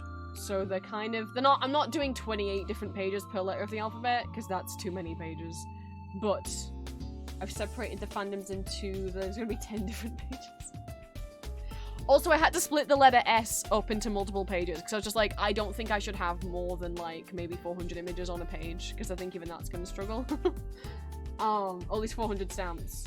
Because I'm not grouping them, I'm not having, like, one page for stamps and one page for blinkies. No. Because I think that's just gonna be annoying. I think most people who are looking for stuff are gonna be looking like, I specifically want web deco of Animal Crossing, or of Pom Pom Pudding, or of dinosaurs, right? So I'm not gonna put those, I'm not gonna have like a page for dinosaur stamps and a page for dinosaur blinkies and a page, no. It's just all of it. Everything with dinosaurs on is just gonna be in one section. For example,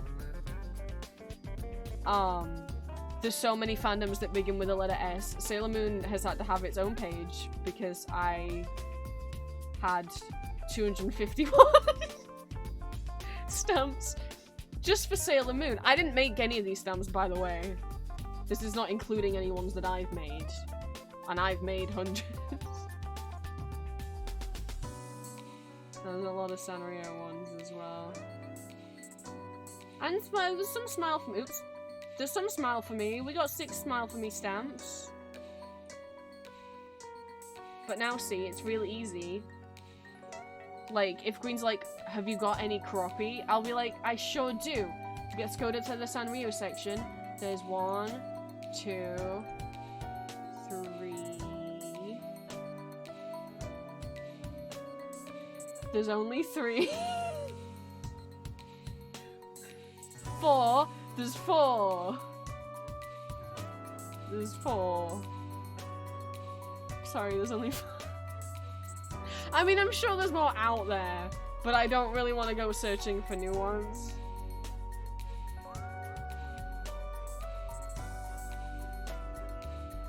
Okay, I want to be clear. But also bear in mind there's probably a lot more cinnamon roll because it's me, Green. When I saved a lot of these, I probably went searching for cinnamon roll. I don't actually think I did. Most of these are from Kitty Jewel Pet on DeviantArt, who just genuinely doesn't have many of Karopi.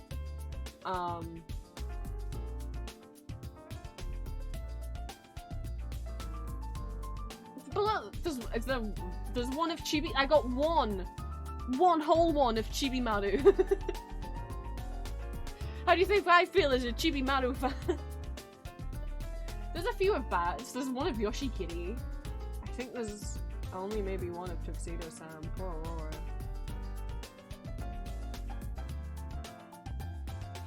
Oh no, is there only one of Tuxedo Sam?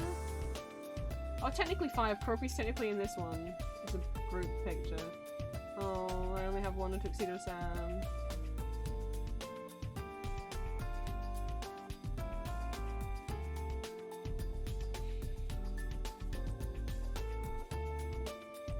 But I even have one. I found this, I was browsing Artfight the other day and I found one. I have one. Where is it? How's the alphabet go? Let's go past it.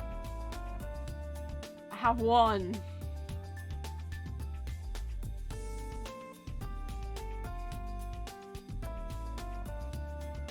Thank you, person on Artfight whose profile I was on. I have one Ultra Kill one. People still make stamps. Why did you yell all rogues?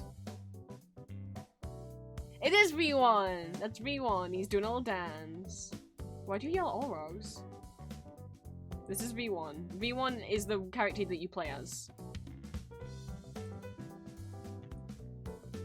He's the blue one. Why did you yell all rogues? Olrox definitely wasn't on screen unless you only just noticed that the Olrox receiving head pats is on screen. But he's been there the whole time.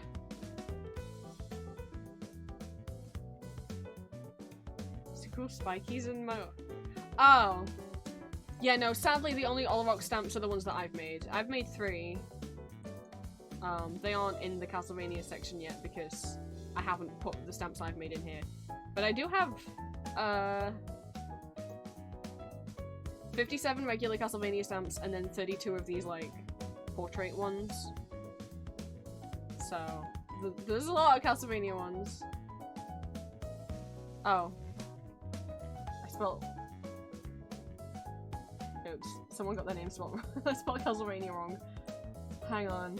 I was like, why is he down here? Oh, because I spelled Castlevania wrong. Hang on.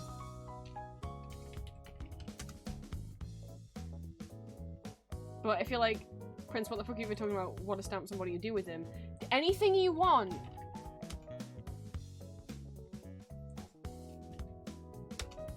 I'll show you where I have some stamps. So I have a bunch on my Artfight page. Just for funsies.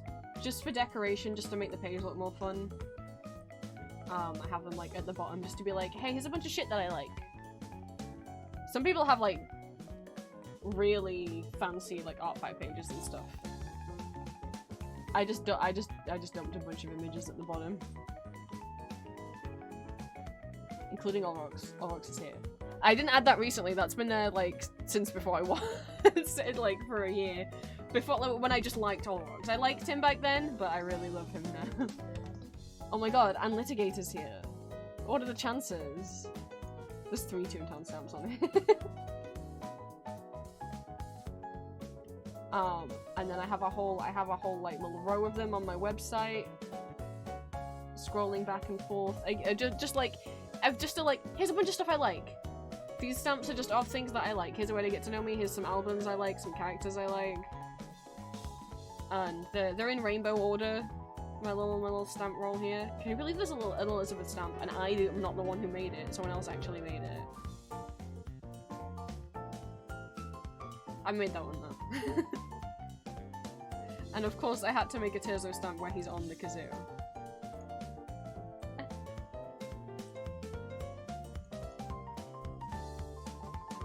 That won't load.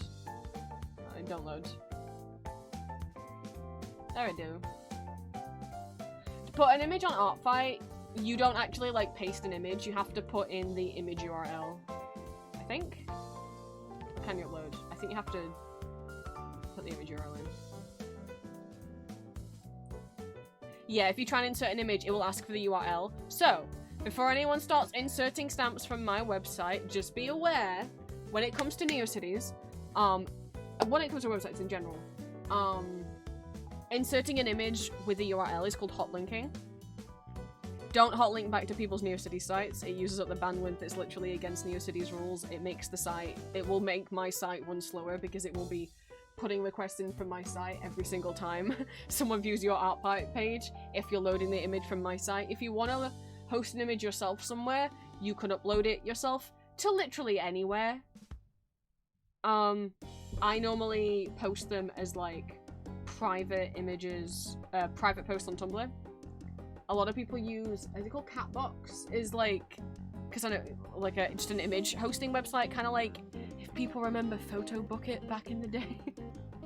But try not to, obviously, directly link. And I have a couple stamps on my Toy House profile. I have more than I remembered. Just to be like, hey, here's some shit I like. And also some, LGBT ones.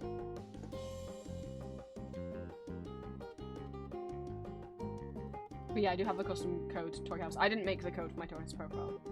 But, you can get, like, custom HTML, CSS, codes for your Toy House to make your Toy House look different.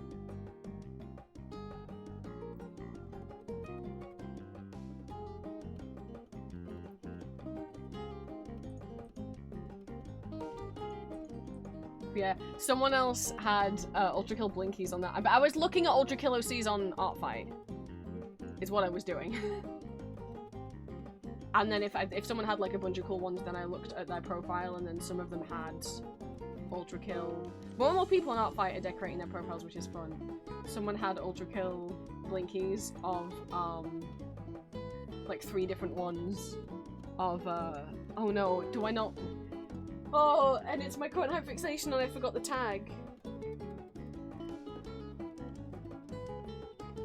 There's 3 lines and I can only remember blood is fuel, hell is full. What the fuck is the first line?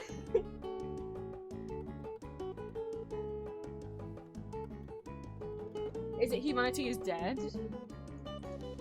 I'm gonna have to check my ultra kill blinkies. Oh no, I'm a fake fan.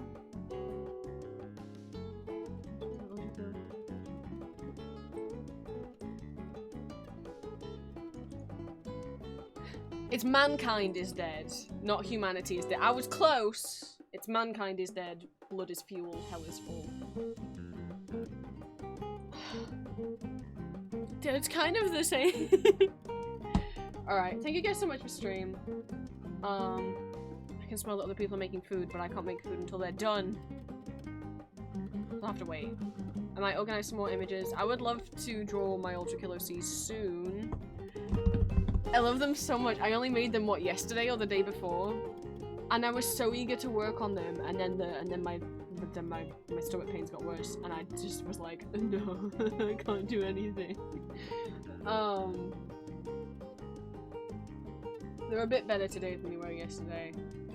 I still have a new headache, or possibly the same migraine. Day 6 of the same migraine. Audio tonight, it is Gabriel from Ultra Kill.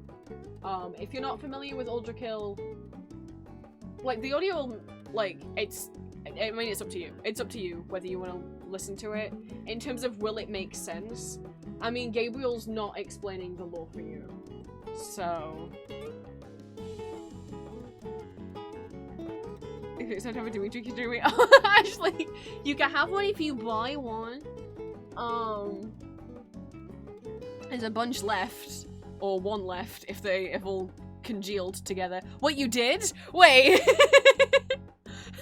I thought that was what you meant. No? When did you do that? I was having a joke because he's...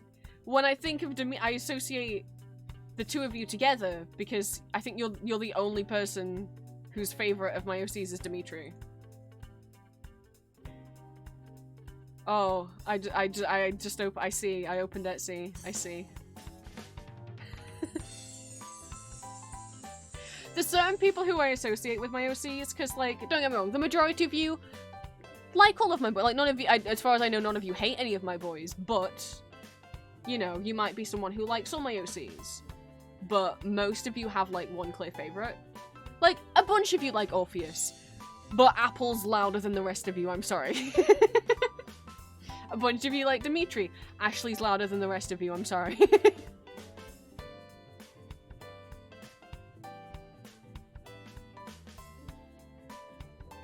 In terms of anyone else, Green's loud about a lot of them. Purely based on art and who Green's been the loudest about recently. If I had to associate Green with one, then it would be Arden.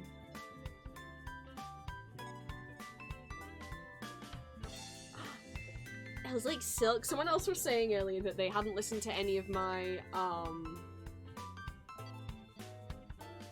OCs before, but they came for Victor, and, but they just listened to all of Silk's audios. I was like, yay! Because I think, like, obviously, Arden and Ambrose are the most popular. For obvious reasons. They're the ones that have the most, they're the only ones with a backstory. They're the ones that I've put the most time and effort into. They're the first ones. Arden's the first OC that I ever made an audio for.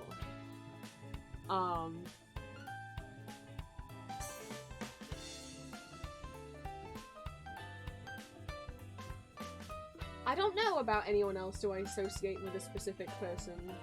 I know a bunch of you well, obviously, sorry. Green, I'm so sorry. I completely... I don't know how it slipped my mind. I'm so sorry I said Arden for you. I feel so bad. When clearly the OC of mine that is yours is Lucian. I just like, my brain just like forgot Lucian existed. I'm so sorry. I feel so embarrassed. But a bunch of people recently in my Discord when I was making all the the naked like full body references of them changed their usernames to yeah, Aurora and Ellis, which honestly, because Aurora left the Discord for a while because she was just busy with life and stuff, makes sense, she's a law student. I didn't think Ellis was anyone's favorite. I knew some people liked him, but I really felt like he was one of my the least like, I knew some people liked him, but I didn't think anyone had him as a favorite. And that's fine. And then Aurora came back, and then just out of nowhere was just like, Ellis, Ellis, Ellis. I'm like, oh my god, oh my god. Oh my god, really? Oh my god. No, I know people like, I'm just saying, like, he wasn't anyone's clear, like, some of you guys, like, only like one or two of my OCs, and that's fine. Or some of you like all of them but have clear favorites. And I just didn't think anyone's clear, like, top #1 was Ellis. But then Aurora hopped back in. Hi, McGee.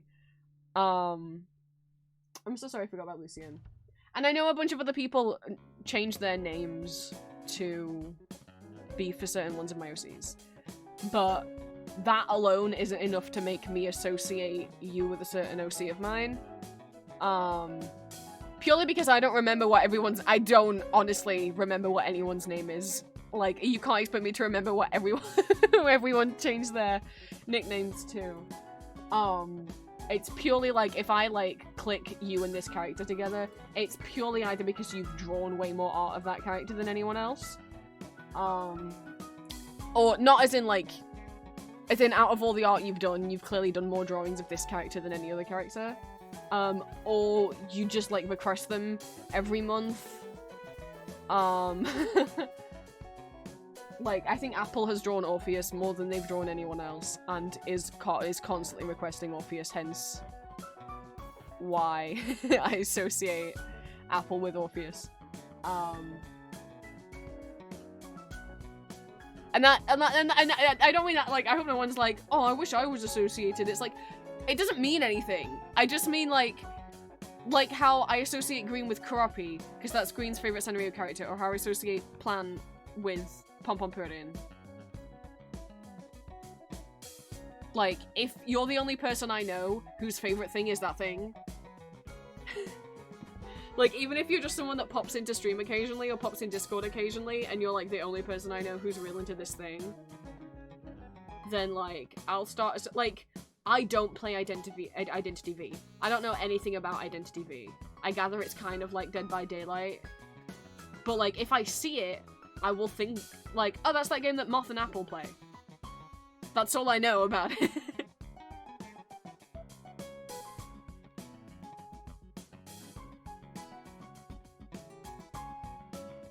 So, just, it's inevitable. If you post a lot about something, I will start associating you with that thing. I'm sorry. I'm sorry.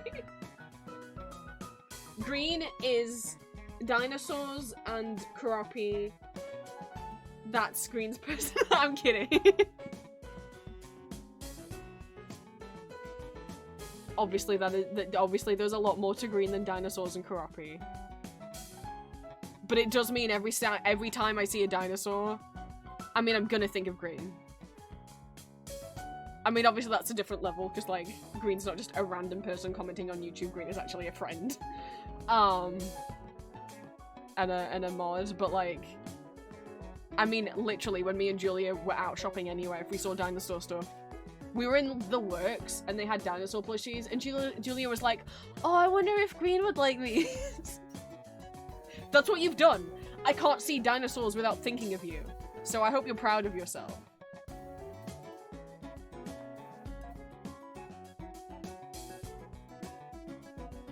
I don't remember which one it was, Green. It was, you can't expect me to remember something I saw in a store in passing in October. I don't know. I don't remember what it was.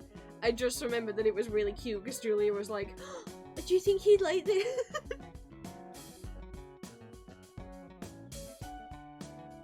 So that's 2 of us you've infected with. If we see dinosaur, we think about you. Or it's like with Mac. If I see Ghostface, I will just think about Mac. That's their man.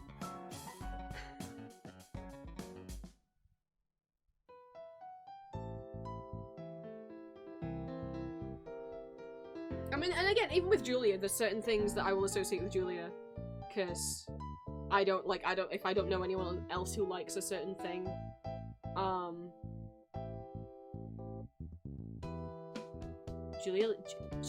Mike likes Ghostface and Julia likes Michael Myers. She likes Helsing, which I haven't watched. I know as a vampire person I haven't watched. She likes Alucard from Helsing. Anything Adventure Time. If I see anything with Adventure Time on, I'm like, that's Julia's show. That's her #1 comfort show. She just rewatched it for the 10th billionth time. Batsmadu, yeah, that's her favourite Sanrio character.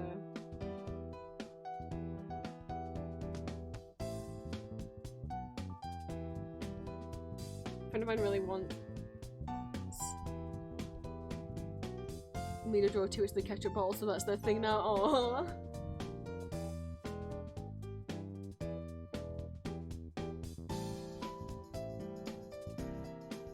I hope if people associate me with things. I don't know.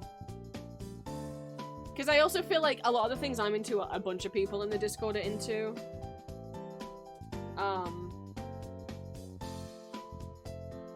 Maybe maybe Transformers.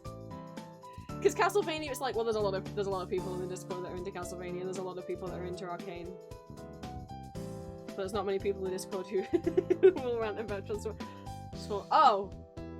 Probably my special interest, huh? Vampire Hunter D, I'm honoured. I should have probably European musicals, huh? That is my life's work in trying to make resources for people to be able to easily watch and listen to and access information on European musicals, because it's not easy. There's no, like, European musicals wiki, like fan wiki or anything. And a lot of the information on certain musicals aren't available on the English version of Wikipedia, but are available on the German version of Wikipedia. Or, right, the Elizabeth Das Musical Wikipedia page used to have a whole list of, like, every production. It's not on there anymore, and I was like, am I going crazy? Maybe it was on the German Wikipedia page. I go on the German Wikipedia page, it's not on there either. I'm like, I swear I'm going. So I go on the Wayback Machine. Yeah, the Wikipedia page used to have that list. Someone deleted it from the Wikipedia page mid-2024.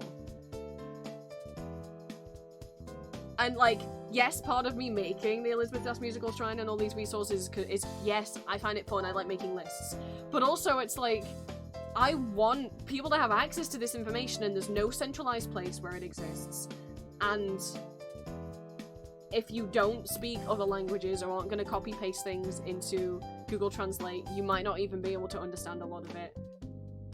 So I'm always, I already have, like, master posts and stuff on my Tumblr. Most of them are in my pinned post on my Empty Masks Tumblr, and on my European Musicals Tumblr side blog. For a lot of places that you can watch and listen to and find more information on European musicals, but, like, I would love, I know I haven't made a lot of progress on the master list. I mean, I have the master list. It's a Word document that I have on my PC that has hundreds of musicals on it with links of where to watch them and stuff. I just need to convert that into my website page. The problem is that when I started making I might redo it. How I started making the website page is I also was like, well, I need to include every single production of said musical. But, just doing Three Musketeers, the Dutch Three Musketeers musical, I ended up finding like 15, 20 different productions, and I was like, oh no, this is a lot. So I think I need to redo that whole page, because the way I had it laid out of like 3 columns and you would just scroll down, like, it's gonna take people, it's gonna be so difficult to find things. But I don't know if I should do a page per musical, or maybe maybe like a little box per musical that you can just scroll along sideways to see different productions, or scroll, or whatever. Yeah, I really need to neaten that up. But just doing research on just trying to find productions of Three Musketeers took like 4 hours just to do that one musicals entry on the list. I was like, oh, I gotta have a better way. Obviously with the Elizabeth Das Musical Shrine, every production is getting its own page, but that's because it's my special interest, so it gets 20 billion pages. That's getting more information than the other musicals. But at the very least, for the other musicals, I want at least to link where you can buy the cast album, if there is one, where you can stream it online, and where you can download it online if there are download links, like if someone's put it on the Internet Archive or something. And then same with videos. I wasn't gonna link to public bootlegs, I was only gonna link to like actual pro shots and like DVDs, just because if I started linking to bootlegs it would get so long. Most bootlegs are online, because the point of bootleg musicals is they're traded and gifted privately between people, which is not hard to do. You can reach out to anyone on Encora or via emails or anything and just say like, hey, would you trade this for this? Or hey, I don't have anything to trade, but do you have anything you'd be willing to gift for someone starting out? And you know, and some people think that's like elitist or like it's some kind of student club, and it's not. It's literally because filming bootlegs is illegal. And every time, and posting the bootleg online is also like proof that you did a crime, right? I don't think people realize that when they take slime tutorials and post them online. It's like, especially if it's one that's been very recently recorded, most people who record a bootleg video of a musical will not post it publicly for like 6 months until like 6 months after they record it. And the only way to get it for that first 6 months is either to potentially purchase it if they're selling it, or contact them directly and ask for it. And those not for trade days are getting dates are getting like longer and longer, and more people who used to record musicals are stopping just because so many get leaked onto YouTube. And don't get me wrong, it's nice to have slime tutorials on YouTube. But the problem is, if it's not a recording you made, you could potentially, if it's a very recent recording, you could potentially put the person who recorded it in danger of getting, like, found out. If it's a very recent recording, it wouldn't be too difficult for the theatre for people to work out, like, who was there that day and who was in what seat, you know? Like, if it's your own recording that you filmed, you do what you want with it if you're comfortable sharing that, you know? I don't think anyone's ever got arrested for it, to my knowledge, but like you aren't supposed to do it. So just be careful. Yeah, I don't know. Wow, I said I was gonna go and then I just kept rambling. It's because that's what happens if I'm allowed to talk about musicals. I see the Kiralian think of me? Whoa. I'm okay with that. I love Maury. It's my little guy.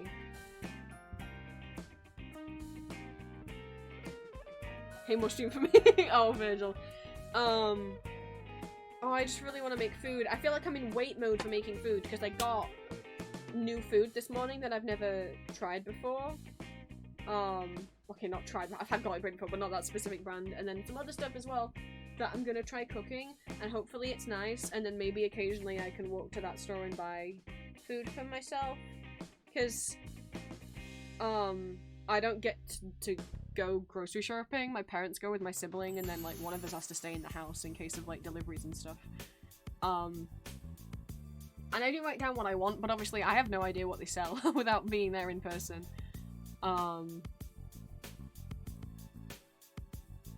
And I can't go and do a full grocery shop for myself because there isn't actually a grocery store in walking distance and I can't drive. I would prefer to go get my own food every week.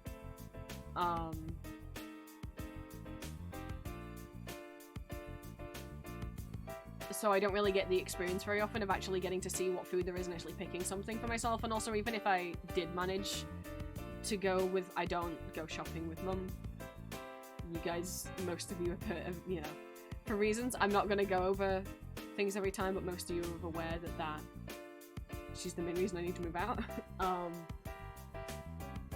I would come back in tears every time I used to go grocery shopping with her. So, and she will just judge every food that I pick up.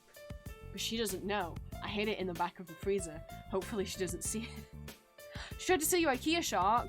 How dare. I've never named my IKEA shark. I feel so bad. I've never been able to think of a name that suits him.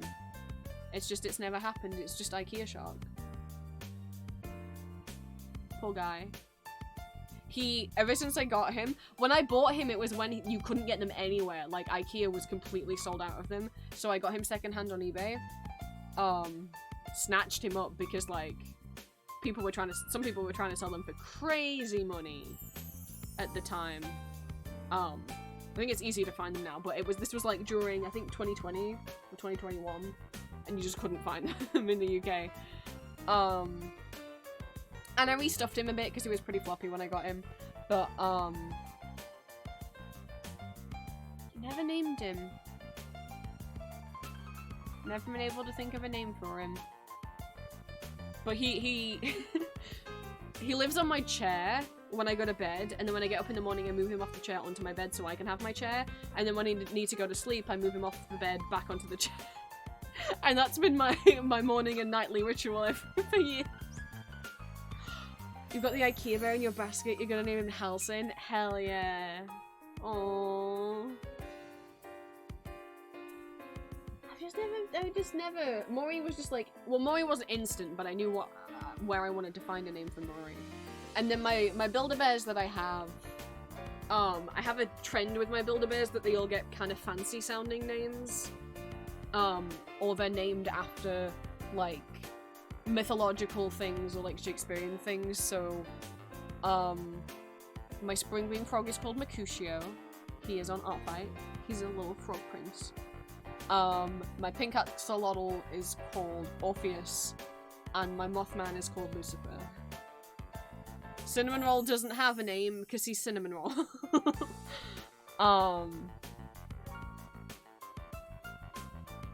But I think it's funny to get these silly little guys and then give them like fancy sounding names. But that doesn't work with the IKEA. He's not from Build-A-Bear. Maybe he'll never have a name. Maybe I'll just always call him different pronunciations of Blahage. I know that's not how you pronounce it. Maybe I'll just pronounce that differently every time. I wonder if they'll be done with the oven yet. I really want to make food. I want to eat. I'm in wait mode until I can eat.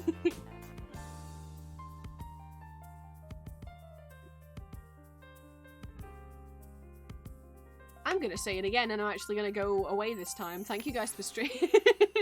Remember when I said that? Like, 40 minutes ago? I'm genuinely in wait mode until I can make dinner. I hope I can. If my parents are using the oven, even if there's space, like on another shelf, Dad doesn't like other people being in the kitchen while he's in the kitchen, so if they're still making food in there, I won't be allowed in there, or I'll get, like, he gets really angry when people are, like, in the kitchen at the same time as him, so I don't want to get yelled at, so I gotta wait my turn. Hopefully they're done. I can also smell that other people have been making food, so that's also making me hungrier. We'll get those Etsy orders shipped out tomorrow. Not tomorrow. We'll get them packaged up tomorrow, that's what I meant to say. Should stream on Wednesday? I don't know what. I don't know what. Because obviously Artstream isn't working. I don't have a game I can play at the moment. My computer's struggling so much more lately than it ever has before. So I don't even know if it could boot up Hades again. It always did fine with Hades in the past, but I'm genuinely nervous. But maybe we'll try and boot Hades back up, because I don't know what the fuck else to play. And I clearly can't do art streams without getting nervous. Unless I work on my website, but the stuff I want to work on right now on the website is, I need to update the art gallery and the fan art museum, and that has not safe for work art in it, so we can't do that on stream. I mean, literally, like, the boring thing that I'm doing right now, and kind of related to the website, is organizing my images. But I don't know if doing a co-working stream where I'm just renaming files is gonna be interesting. I don't know that I want to stream me doing that, but, if I can think of something I could work on coding-wise, then we could work on that. But, oh my god, I still don't think Right, I have a thing I actually need to do. I never added the Yumi Ring button to my website. Oh no, that means the ring's gonna be broken because I never added the dang button. Oh no! I got accepted, me and my Olrox shrine got accepted into the Yume ring, which is a web ring for Yume Joshis, aka self-shipping and self-shippers.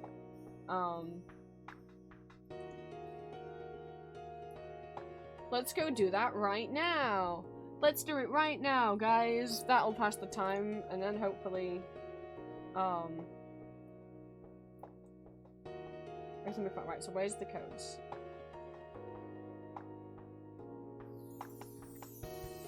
So I have all my web rings on my homepage. Oopsie, I feel so bad.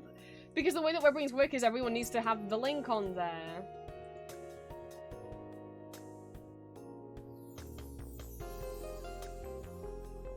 Oh, that's cute that they've got variations. I don't know whether I want to use, just because it looks very girlish and I'm not a girl, maybe I'll use the little letter instead. As cute as this one is, I'm just like, it just... Boys can self-ship too! So I have all my web rings that I'm part of in this bottom corner. For people who I did get accepted into the Yaoi web ring, I changed the image myself. The default one is some like BL that I don't know. I changed it to to JPEG.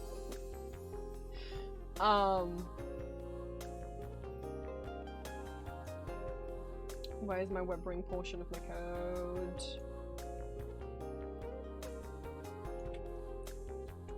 I'm so sorry, the web ring's been broken, waiting for me to add the thing to my site. Oopsie.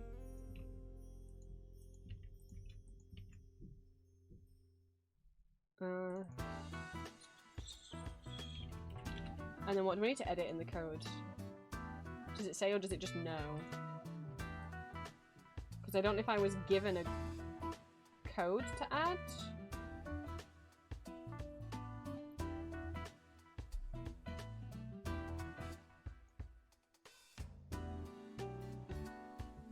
Like, how does it know who's next if it doesn't know what my ID is? I don't know. It's there now, though. It's at the bottom. Why is that? I didn't know the text was going to be at the top. Oh yeah, it just works. Okay, sweet. It just knows. I'd rather the text be underneath the picture, to be honest.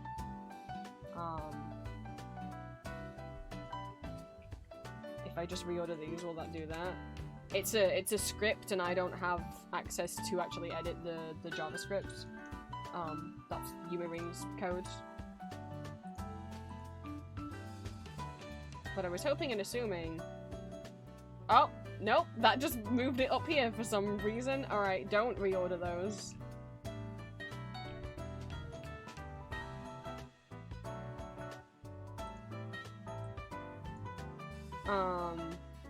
That's a shame. Because here the text is underneath. So I don't know why it's putting it above.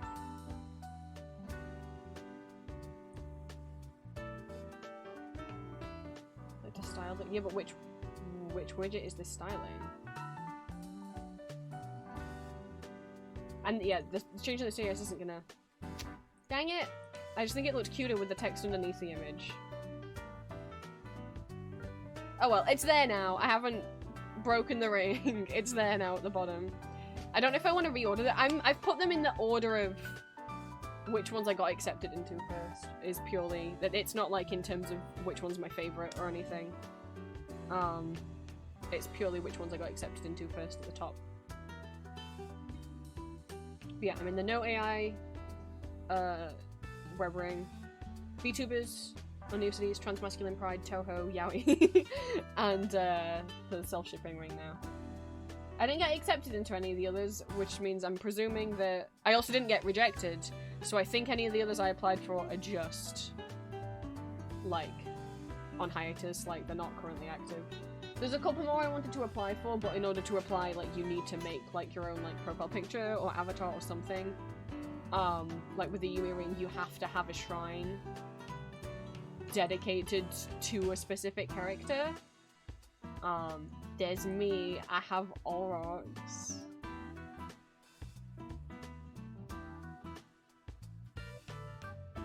Hee hee.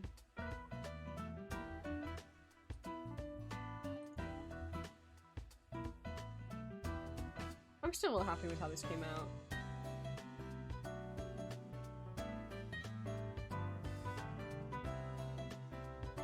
It's not the most complex page or theme, but it's just, it looked exactly how I sketched it out in my sketchbook. I was like, I want a background, I want 4 frames with boxes inside the frames, and then a silly frame in the middle with a silly image with a picture of Olrox. I didn't anticipate that, I didn't know that it was going to be a pic mix.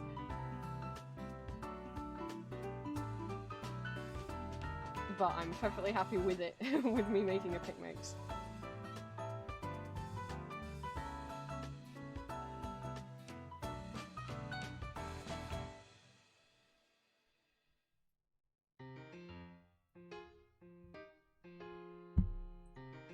Hopefully it can be food time now.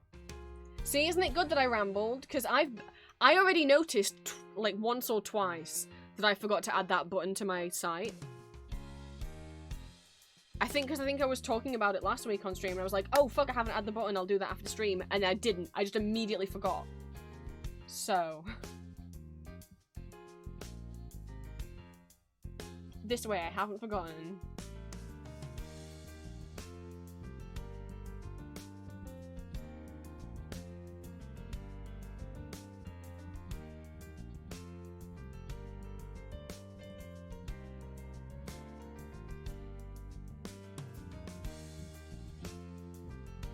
Sorry, I got distracted. I started reading my to-do list for, like, what I wanted to do on my site. And I'm like, I mean, I've done some of it, which is good.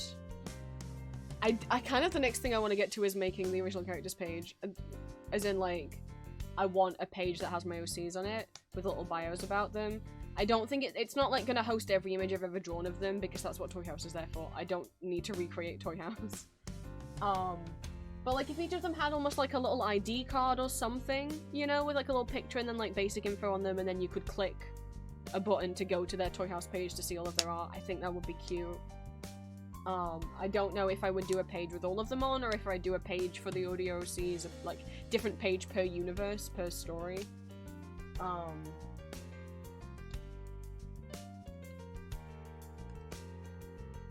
don't know. But that's kind of how I've imagined it in my head.